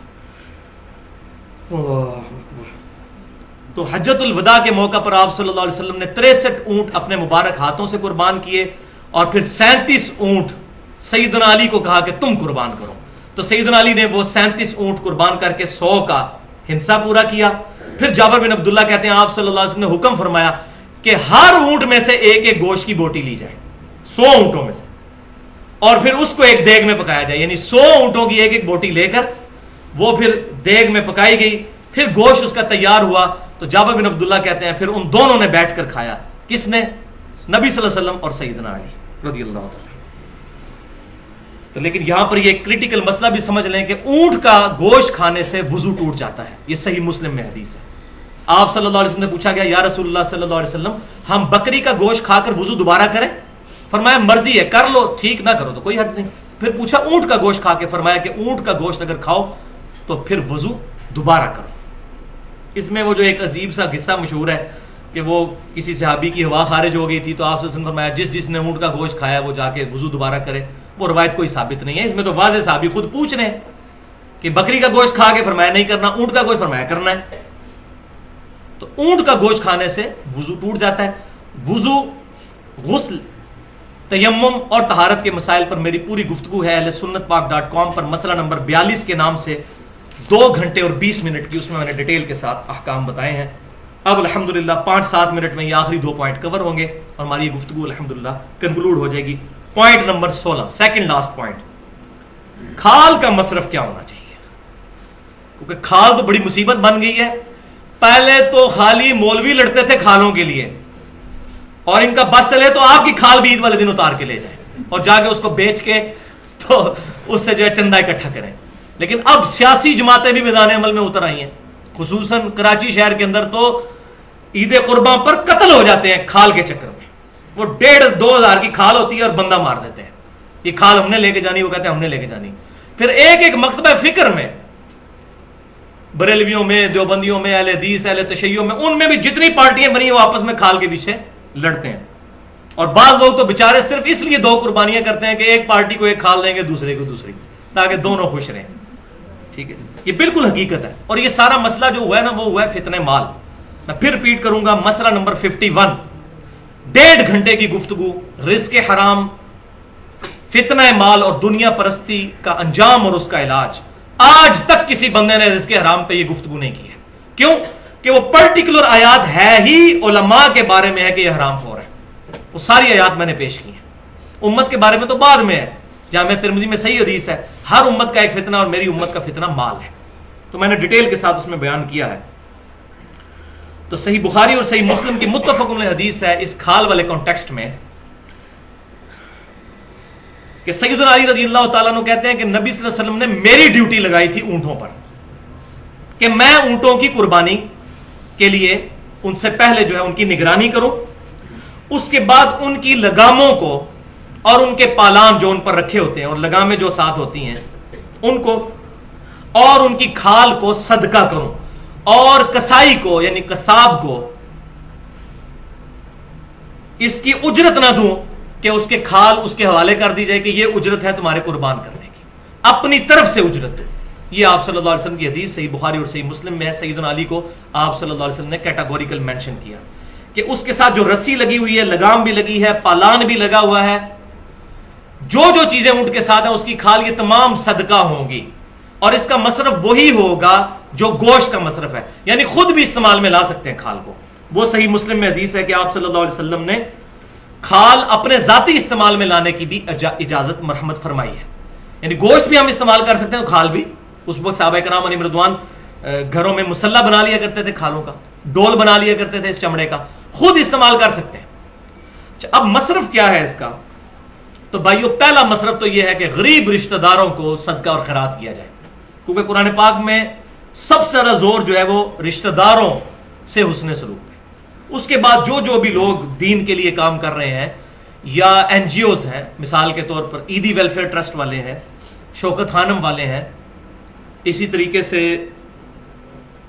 الخدمت فاؤنڈیشن ہے جماعت اسلامی کی، وہ ہیں، اسی طریقے سے فلاح انسانیت جماعت الدعوہ کی ایک ونگ ہے جو یہ کام کر رہے ہیں. تو جو بھی خدمت خلق کے لیے کام کر رہا ہے ان کو بھی دے جا سکتی ہے کھال، الحمدللہ، اس میں کوئی مسئلہ نہیں ہے.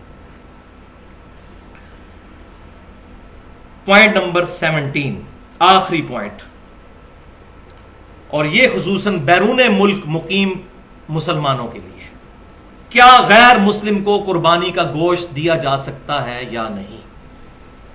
انشاءاللہ میری علم کے حد تک اب کوئی مسئلہ ایسا نہیں جو میں نے ایڈریس نہ کیا ہو. تو یہ مسئلہ بھی اب سمجھ لیجئے کہ قرآن پاک میں کیٹاگوریکل یہ سٹیٹمنٹ ہے. سورۃ الحج آیت نمبر 28، بسم اللہ الرحمن الرحیم، فَكُلُوا مِنْهَا وَأَطْعِمُوا الْبَائِسَ الْفَقِيرَ.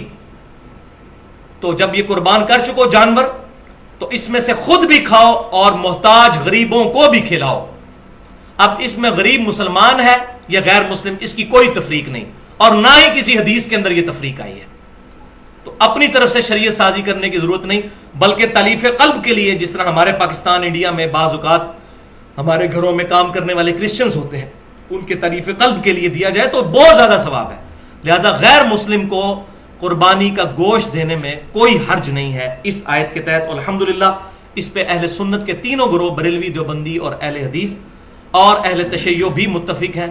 بعض ہمارے جو بریلوی اور دیوبندی علماء ہیں انہوں نے تھوڑی سختی کی ہے کہ نہیں، یہ چونکہ واجب عبادت ہے، ہاں صدقے والی عبادت ہو تو آپ دے سکتے ہیں، واجب عبادت میں نہ دیں. لیکن ان کے پاس ماشاءاللہ دوسرا ٹول بڑا اچھا ہے، وہ کہتے ہیں جی ہیلا کر لیں کہ آپ کے پاس جو دوسرے رشتہ داروں کا گوشت آیا ہے وہ آپ کرسچنز کو دے دیں، اپنا نہ کرسچنز کو دیں. ماشاءاللہ ماسٹر ہے نا اس کام کے.